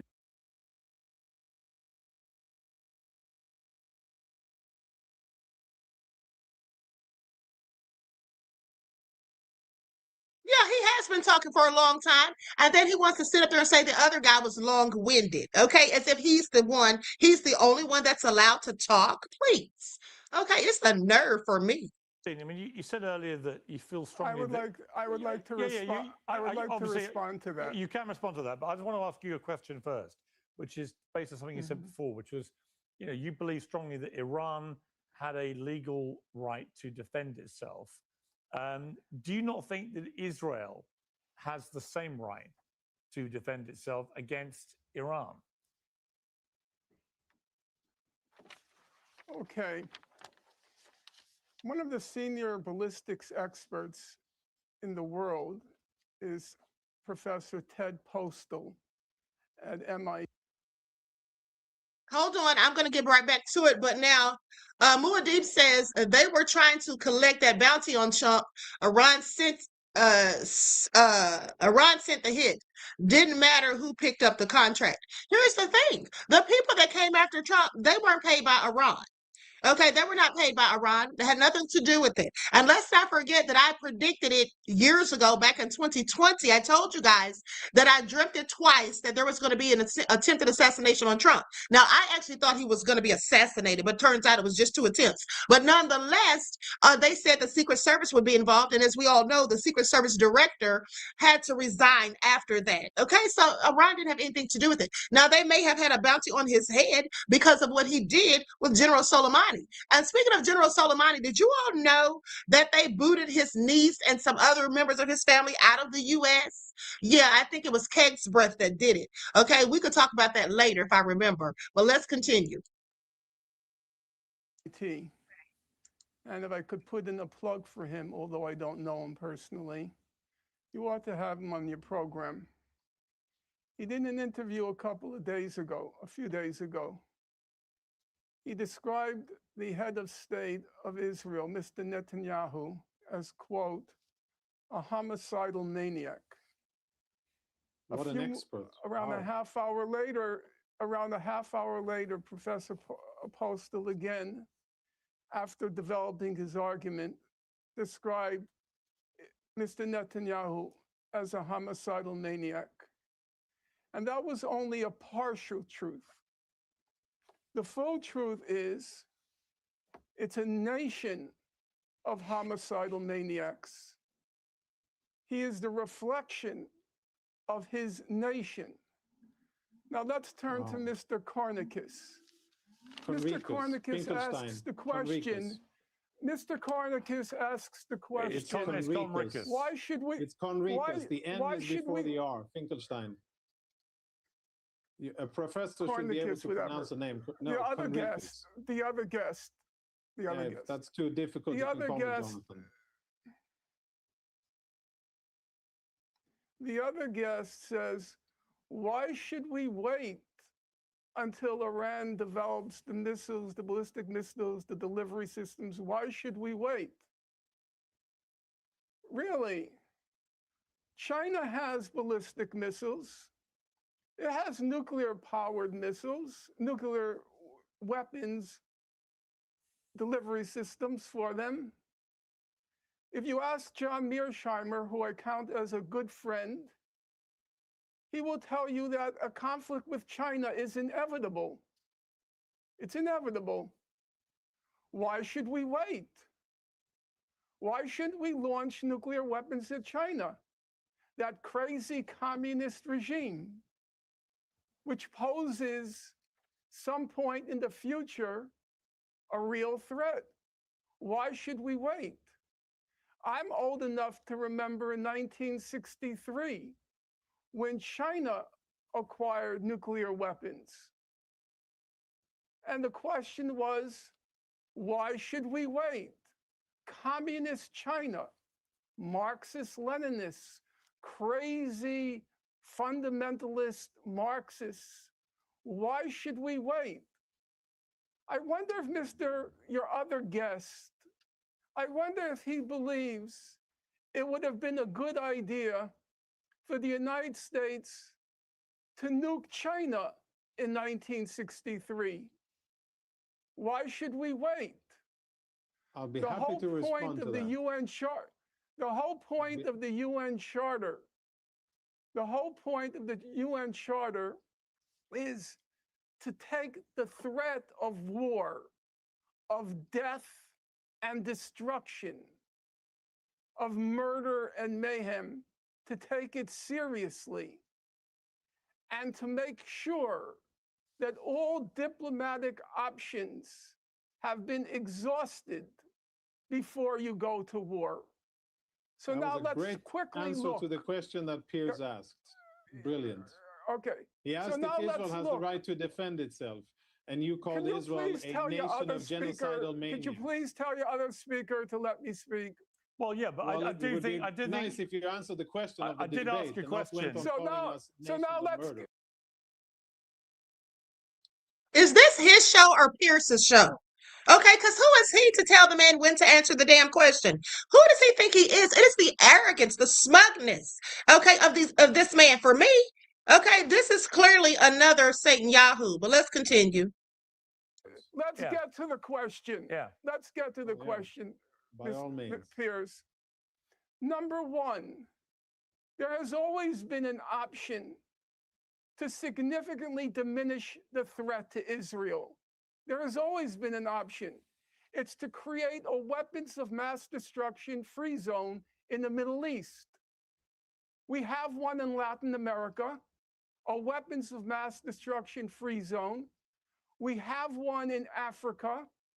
We have one in the South Pacific. What's the obstacle?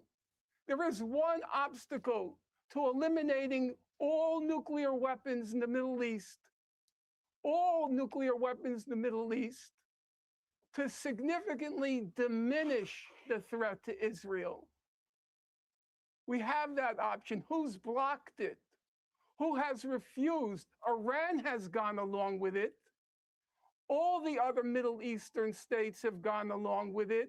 Only one state, the one who pretends to be for peace and for security, which has opposed the weapons of mass destruction free zone in the Middle East. That's Israel. Iran is a signatory to the Non-Proliferation Treaty. Is Israel a signatory to the Non-Proliferation Treaty? In fact, Piers, is he going to answer questions or just freewheel all day long? Like, I answer your questions. I don't sit here and just pontificate. You ask me a question, I answer it.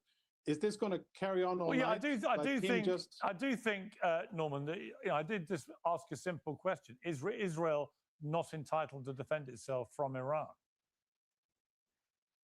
Israel has the right to defend itself under Article 51 of the UN Charter if it faces an imminent, irreversible threat to its national sovereignty. You can't invoke a future possibility sometime into the future For Israel, it is as future. grounds for It is launching a present. war. It is For past. launching It's a war. present and past. It's No, not future. It's present and past. Really. He sounds like an idiot talking about its present and past. Okay, what is he talking about? Iran was not fooling with them. They started this whole thing just like they start everything when they get into a war. Okay, at the end of the day, Iran has never started a war with them. He's just sitting here lying. Okay, and it's just really getting on my nerves. But let's continue. I have to intervene here because you're saying so many things. Mr. Cornicus. Yeah, you're saying so many things that are ridiculous. Okay. Well, Jonathan, we should be able to get people's names right. So his name is Jonathan Conricus. Let's please use the right name. Yeah, but I mean, listen, Conricus. Jonathan, if it's too difficult, Professor Finkelstein. Yeah. Mm-hmm. Okay, Jonathan, you do you want to don't respond? have the right. Yeah. Mm-hmm. I mean, listen, it's a really clear case, very basic situation. From an Israeli perspective, we are under threat. We are at the receiving. He's playing the victim. Okay, he's clearly playing the victim.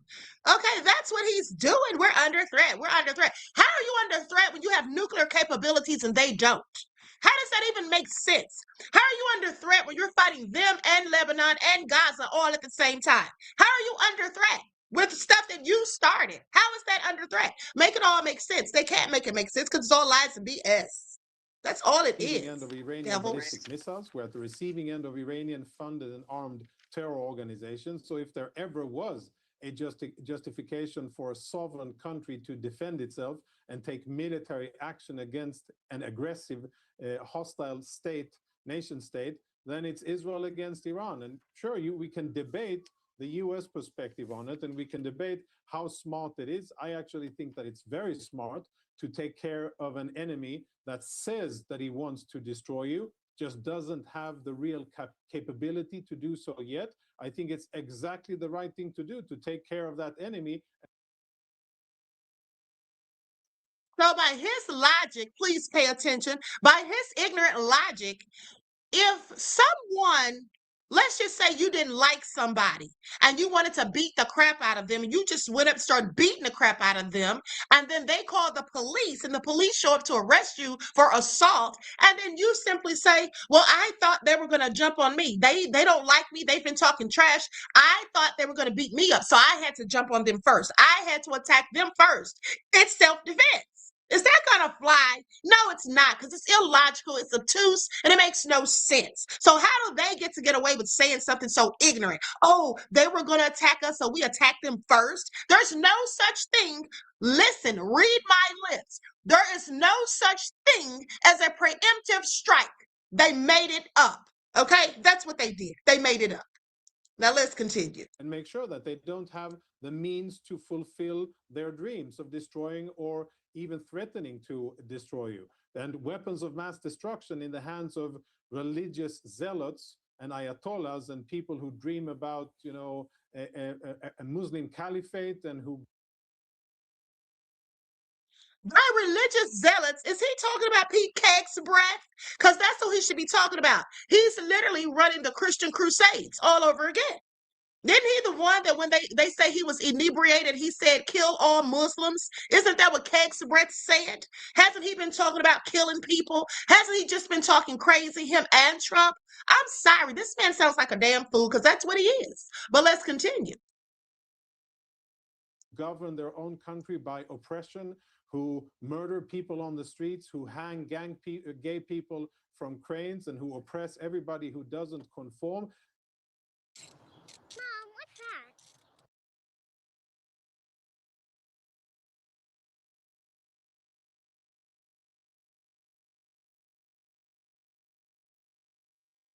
glad he brought that up because I want you all to think about this morning when I played the video of Trump saying that they throw gay people off of bridges or whatever.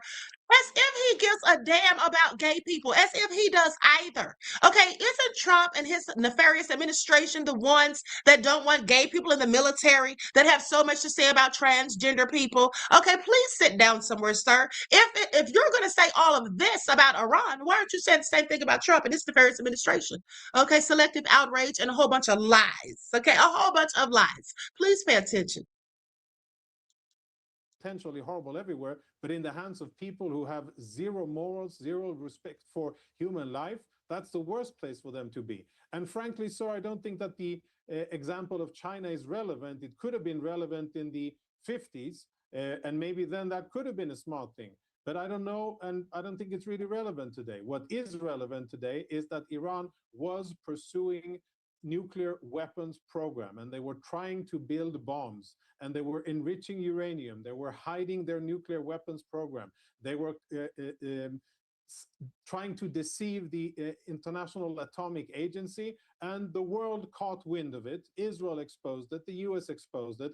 Europeans, who are, I don't think you can blame them for being action prone or wanting to, to be belligerent, but they actually saw and understood the threat, and they said, okay, let's deal with it in terms of sanctions. And they applied sanctions on the Iranian regime in order to give it an opportunity to course correct. Okay, but Jonathan, you're talking there about the need for Iran to be transparent and open and honest about its nuclear capability, about its nuclear aspirations. And yet, of course, the one country in the world which resolutely refuses to be remotely transparent about its nuclear capability is Israel.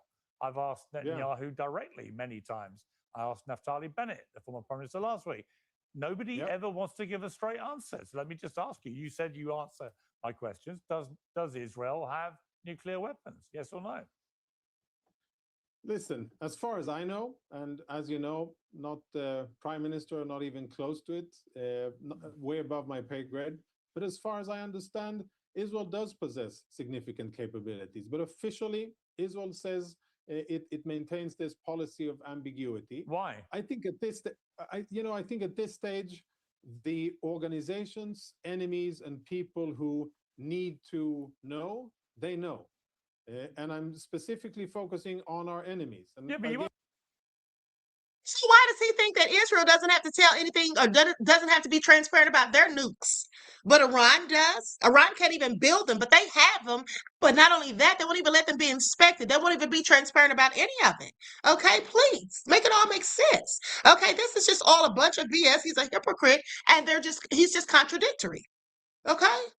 You understand why people like me look at it and go, hang on a sec. So you guys are all over Iran about their nuclear capability, and you want to have full transparency. You don't want anyone misleading anybody. And yet when it comes to your own nuclear weapons, you're about the first Israeli guest I've ever had, I think, who's openly said, yeah, we've got them.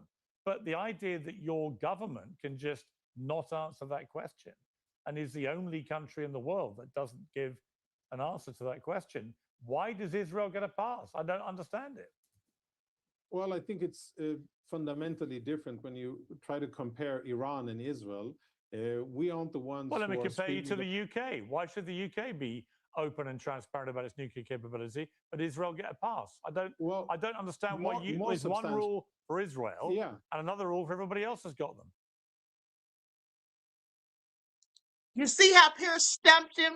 Okay, when he tried to say you shouldn't compare them to Iran, and then Piers brought up the UK. Now what do you have to say? Okay? Want to start stuttering and stammering now. Okay, please pay attention. Lying dog. But even more substantially, Piers, why should anybody have nuclear weapons? Why does the UK have them? For what purpose? Okay, now he's gaslighting. So let me just say, he was so adamant about the man answering his question or answering Pierce's question about whether or not they have a right to defend themselves, right? He was so adamant about that, kept interjecting in all of it. But now he's gaslighting. Rather than answer the question, he wants to ask questions. Why should anybody have it? Why should the UK? Why should so-and-so have it? Sir, answer the damn question, would you? Because he knows that it's illogical. It's also, hypocritical for him to sit there and try to say that Iran should not have nuclear capabilities and that Iran, was trying to hide their information or they were trying to secretly do things in the dark of night when that's exactly what they've been doing. Okay? I'm sorry, what? Please make it all make sense. Gaslighting at its finest. What does it serve France? What does it serve Russia, China, the US? Well, obviously they have them Pakistan? as a deterrent, as I assume Israel does. But again, there you go. The French are open about it. The British are open about it. The Americans are open about it. The only country that isn't is Israel. Yeah, but I mean, what's more important, whether you have it or not, or whether you speak about it? I mean, I think it's something that, frankly, it's one of those Israeli policies that I actually don't understand myself. I've questioned. Now he feigns ignorance. See, this is the typical gaslighting, 101. Okay, this is it. When there's a question you don't want to answer, then you pretend, first of all, you start asking questions or you spew some insults. That's usually what narcissists like him tend to do. They either start insulting the other person or they start interrupting or they can't interrupt because he's asked the question, but they'll either start making insults or they'll start deflecting and asking questions that really don't have anything to do with what the question initially was. And then they get you off track because that's their motive in the first place, to start questioning you. So now you're caught up trying to figure out how you're going to respond to them. And then you all of a sudden forget that you even asked them a question in the first damn place. That's what they do. And isn't that what that man said this morning on that video, Basim Yosef? Isn't that what he said they do? That not this man specifically, but Netanyahu, didn't he say that's what they'll do? Sit there and act like they don't know, or sit there and gaslight and deflect and all of that. Okay, or start calling you anti-Semitic, okay, when you disagree. Please pay attention. A few times and sought answers to really understand the reason behind it. The way I analyze it is that it was a policy or principle that was formulated many years ago, maybe in the 60s. And at the time, it served a purpose while capabilities were being generated. And then it probably just carried on with inertia. And maybe a future prime minister of Israel will say, you know what, world, yes, we have them, we're armed with them, and we can use them in order to defend ourselves against an existential threat. I think that would be an excellent idea if Israel was just honest. I personally would support it. Yeah, okay. Yeah, I personally would support it. But I mean, would that change the situation, the calculus regarding a crazy religious fundamental regime like Iran? No, I just think if you're going to lecture other countries about being transparent about their nuclear capability and aspirations, you've got to be yourself. Otherwise, you're a hypocrite. No, I mean, my issue with Iran is that they try to destroy the state of Israel. They openly say that their national goal is to annihilate us. Yeah, I'm not quibbling with that. It's not so much about transparency. I'm not questioning about the fact that they want to kill us all. I understand. But I've got to leave it there. Thank you both very much indeed for the debate. I appreciate it. You mean like how they want to kill the Palestinians? Is that how he means? Yeah, please make it all make sense. The hypocrisy of it all.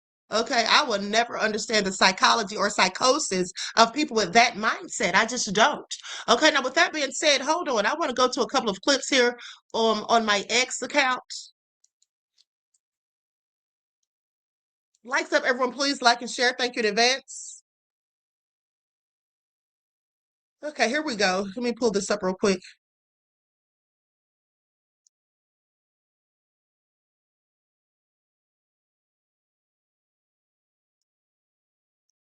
He wants to sit there and talk about Iran as if they're, inhumane. Okay, that's what I want you all to pay attention to. But I want you to see this. I want you to watch these videos and tell me, should he be saying anything about Iran? He shouldn't be saying a damn thing, period.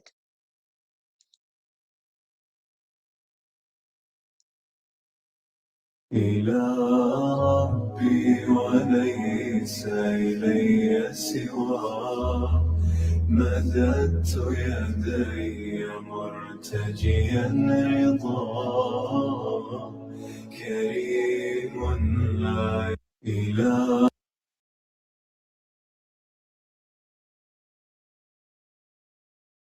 Okay, so I want you, oh, I'm sorry, you all couldn't even, could you all even see that? I forgot to take Trump off of the screen. Sorry. ربي وليس إلي سوى مددت يدي مرتجيا رضا.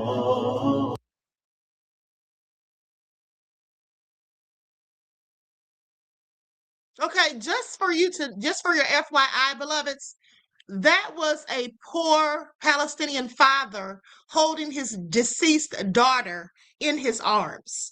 Okay, I want y'all to pay attention. But he had the nerve to sit there and try to go in on Iran. He should be quiet. Okay, that's what he should do. He should be absolutely quiet. Okay? He should not say anything. There should be nothing for him to say. Now let's talk about Sweden.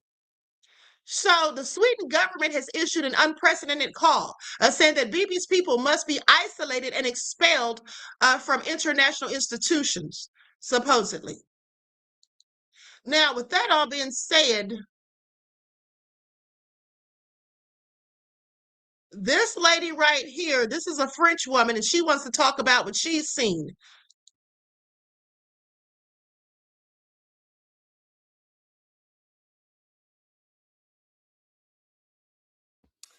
Je ne sais pas si je vais pouvoir vous le dire sans chialer. On vient de retrouver à Gaza une fosse dans laquelle se trouvaient enterrés 300 cadavres, dont des corps d'enfants qui ont été exécutés, des enfants des petits, hein, donc qui ont été exécutés avec les 2 mains attachées dans le dos. Et on continue à dire que l'armée de Tsahal est l'armée la plus morale du monde. Okay, now I'm going to translate what she said. Okay, and please pay attention. So she was recounting what Bibi's people did in Gaza, and she said that they found a single mass grave in Gaza containing 300 people. But he wants to talk about Iran. Small children were killed with their hands tied behind their backs. Then we come out and claim that the IDF soldiers are the most moral in the world. I want y'all to pay attention. Okay? I want y'all to pay attention. All right? He should not say anything ever. And this right here almost made me cry. Look at this. Okay, look at this. This is Rabbi Yones Hamani Lalazar, okay, the leader of Iran's Jewish community, standing before the ruins of the synagogue in central Tehran, destroyed by guess who? So darn shame. میراث فرهنگی و قدمت و فرهنگ و آیین‌هایی که اینجا متمایز بود با بقیه کنیسه‌ها. از این بفرمایید. کنیسه‌ای است که خب اینجا که از کنیسه‌های قدیمی هست. فرد به نام آقای رفینیا بنیانگذار شده که سالا قبل از انقلاب ساخته شده. اگه اشتباه نکنم بیش از 80 سال قدمت داشته. بعدی است که اومد. But he had a whole lot to say. He had a whole lot to say. Okay, and this is how you know, here's the thing. You have those same type of people living in Iran. So it's not like they're wanting to kill these people. They were talking about the regime, which would include Netanyahu and his minions. Okay, but they want to paint this fictitious narrative and act like Iran is such terrorists and such hateful, no good people. But we've all seen who does what. Okay, we've all seen and witnessed who does what. And then people that they want to silence people so no one can speak about the numerous atrocities being committed. Okay, please pay attention. Now, this man says good night from Tehran as on a night when we are being threatened by the meanest man on earth. We are living our lives and feel sorry for those with numb souls. Okay? Mean person, but we are afraid. Good night from Tehran in the night that the meanest man on earth has threatened us to remove our civilization. But the people are still alive. They're living their lives, gatherings. You see the people out there? You see the flags? We're not afraid of that mean person, but we are afraid that you numb people of the earth are so much numb that you forget your humanity, that you cannot react to such a threat against a civilization. This is so fucking mad. You have to wake up. You have to wake up. We will still be here. No one can remove us, but you have to wake up. Okay? And let me just tell you all something. The same pastor, Greg Locke, said that Bibi's people would turn Gaza into a parking lot, okay, killing 2 million people, and then blow up the dome of the rock with a missile so they can get the third temple rebuilt and usher in the coming of Jesus. Okay? Stand now. Israel should make the Gaza Strip a parking lot by this time next week. Destroy the whole thing. What they ought to do is evacuate up there on the hill and get a great big missile and blow that wicked dome of the rock plumb off of the spot where it's standing right now so we can get that third temple rebuilt and usher in the coming of Jesus.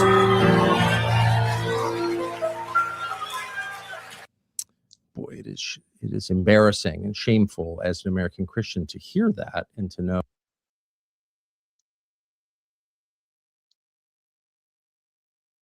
Now, I find that absolutely nefarious, don't you? And he calls himself a pastor. He calls himself a pastor. But I want you to pay attention to what he said about blowing them off the map, basically. Well, you know, that's what the guy on Piers Morgan show claims that Iran was saying about them, but no, they weren't. They were talking about the regime once again. But that's my whole thing is it's okay for people to say that about the Palestinians. It's okay for people to say that about the Iranians. And I want you all to pay attention, Black people, because when you look at the way they are demonizing and vilifying the Iranians, and when you look at how Palestine has been treated, the Palestinians, who does it remind you of in the United States? That doesn't remind you of yourselves. When you look over there at Gaza and see how they've treated those people, that doesn't remind you of yourselves. When you hear the lies that they're telling on Iran, that doesn't remind you of us. They have made the world think that we are so violent as well. Have they not? Have they not? Painted us as notorious criminals, killers, just rapists for the Black men. They've done all of this to us as well. So I want you all to pay attention. And what's amazing to me is that they can actually get so many people in the world to believe their lies and their narrative, when everyone should know, if they studied history and if they just open their eyes to see, that who are the most wicked upon the land? The United States. The United States. The United States. That's who. They bombed their own people. Black people. That's what they did twice. Not once, but twice. How dare they act as if they have moral fortitude? Okay, some moral high ground. They do not. Okay, but also let me go to one more clip before we tune out of here. Another thing is they always paint the Honorable Minister Louis Farrakhan as being anti-Semitic.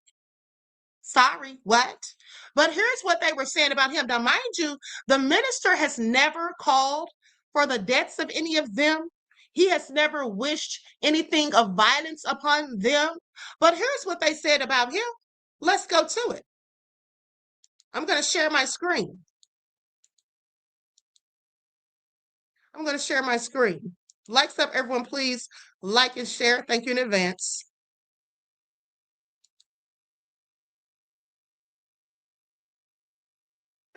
join us. Do not forget. Help us out. Join us in our rally. Help us out.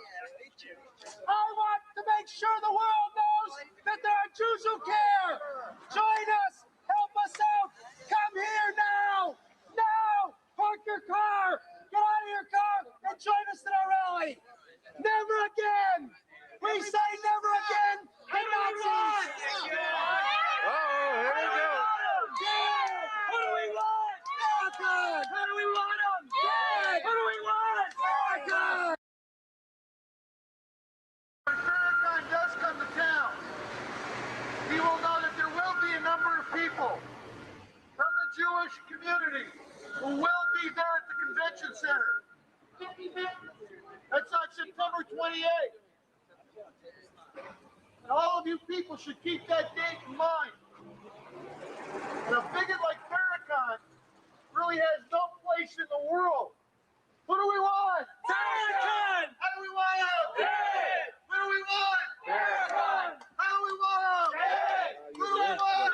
Farrakhan! Dead to Farrakhan! Dead to Farrakhan! Dead to Farrakhan! Dead to Farrakhan!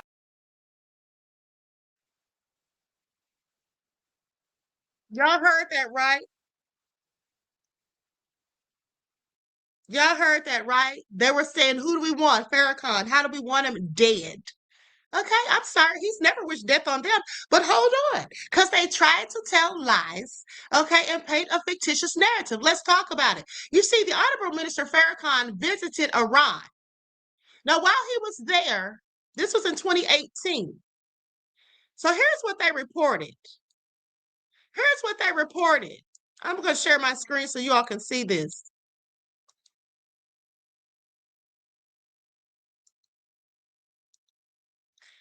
Now, before I read this to you, hold on, let me just go to Chat GPT real quick, because y'all know I'm going to fact check it. Because I know it's a lie. I know it's a lie without even looking.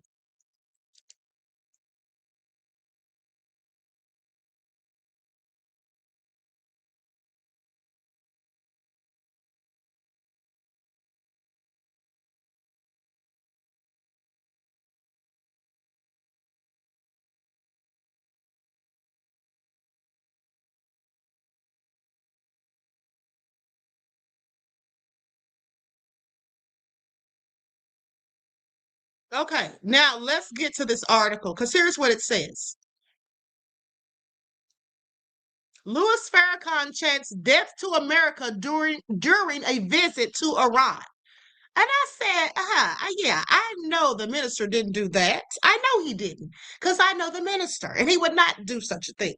Nation of Islam leader Louis Farrakhan led chants of death to America on Sunday and derided American conceptions of democracy and freedom during a visit to Iran, planned as a show of support for the regime ahead of the implementation of U.S. sanctions. Farrakhan, a notorious anti-Semite who has been embraced by prominent liberal activists and lawmakers, railed against American policies by harassing the Iranian people and siding with Saudi Arabia in its proxy war with Iran in Yemen. Now, I want y'all to pay attention. So let's go to what Chat GPT said. Please pay attention. In November of 2018, during a visit to Iran, controversial Nation of Islam leader, hold on, let me just share this on the screen. Let me just share this on the screen. The lies that people tell. This is absolutely nefarious. Okay, so in November of 2018, during a visit to Iran, controversial Nation of Islam leader Louis Farrakhan spoke at an event at the University of Tehran. Okay, now mind you, they said he was going in on Iran. Did they not say that? But he wasn't. Okay, several Iranian state media outlets and some U.S. conservative outlets reported that he was involved in chants of death to America and death to Bibi's people, okay, with the audience. Now, The video circulated in which the event, or from the event in which Farrakhan appears to be saying in the beginning of the phrase in Farsi, and members of the audience completed with America. Okay, so here's what they say. Farrakhan denied that he intentionally led a Death to America chant, saying he was trying to learn to pronounce the phrase correctly and Farsi, and that he did not mean it as a call for actual harm. Now, with that all being said, the slogan Death to America, Margba America, has long been used in Iran as a political chant and protest slogan. Well, you know, chanting is one thing, but committing genocide is another. So which one's worse? Okay? Which one is worse? And I'm sorry, but haven't they also, the same people, been chanting death to Iran? Please. So with that all being said, he was present in Iran and appeared on video during an event where the phrase was spoken. Okay? So I want you all to pay attention. That's the gist of it. Some outlets reported that he led the chants. Farrakhan himself said he did not lead a chant and was focusing on language engagement. Okay, now with that all being said, and also it's important to note that I read another post, or actually when I Googled it, when I just Googled it, rather than going to Chat GPT, it said that he did not, that the students were teaching him to speak the language or whatever. And then he said a phrase and they added America at the end. Okay? So I'm sorry. Please sit down somewhere. And here's the thing. Even if he had said it, the bottom line is America has absolutely murdered millions of people who look like him. Second of all, saying something is one thing, like I said, but committing genocide is a whole nother. And who does that? Okay, who does that? Please pay attention. Now, with that all being said, I'm going to conclude this broadcast. I hope you all enjoyed it, but I want you all to pay attention to that guy that was on the Piers Morgan show, just the smugness of it all, and just him sitting there trying to make excuses and trying to justify why he and his people get to do something, but nobody else gets to, specifically not Iran. Okay, I'm sorry. Please make it all make sense. Queen, did you speak on the cat from last night's topic? I did not. I absolutely did not. But how about we hold off on that till tomorrow? Okay, because tomorrow night I'm going to be talking about some strange stuff again, and then it'll be more fitting. Okay, it doesn't really go with the theme of this broadcast, beloved. But thanks for reminding me. Okay, so with that all being said, listen, I love you all to life. I hope you enjoy the rest of this night. Each one teach one. That's how we grow and thrive. Do something productive, constructive, but never destructive. And always remember, beloveds, to keep the Most High first in your lives. And until next time, I will talk to you all again soon. Peace. Yo, Pete Hexif, this one's specially for you. You punk-ass rapist, bitch. Straight from Iran. Your tattoo covered clown with that cafe ink on your arm. Think you a crusader? Nah, just a drunk infidel in a fake uniform. Chain to kill all Muslims. Wasted in the hotel lobby. Sexual assault settlement in Monterey. Blocked the door, took a phone, paid her off quiet, cause Me Too was on. Now you secretary? What a joke, bro. Cheated on wives, multiple affairs, kids in the mix, family man, hell no. Handsy with women at Fox, drunk on the job, your own team say, yo, this dude toxic. Couldn't even guard Biden's inauguration, your own military said next. Book called American Crusade, dreaming holy war, but reality check. You just a failed vet, turned TV clown, slipping on your own mess. Trump picked you cause you kissed the ring, but wait, funny part ain't coming. The dude you sucking up to for that secretary gig, Trump himself was Bill Clinton's top cocksucker, giving blue jobs back in the day. Real talk, you out here blowing for access, but he the original BJ queen. You thought our missiles max 2,000 kilometers? Cute, rookie mistake. We hitting the bow, worshiping Epstein Island crew, the ones who hurt the kids. Revenge for every American soul, you and Trump's dirty crew oppressed and dead. We taking payback for the girls, you broke the wives, you broke the Muslims you hate. Every victim screaming in the dark, Iran got you on the play. You threw everything at us, all your cards, all your might. We still operating on 10% power, laughing while you fight.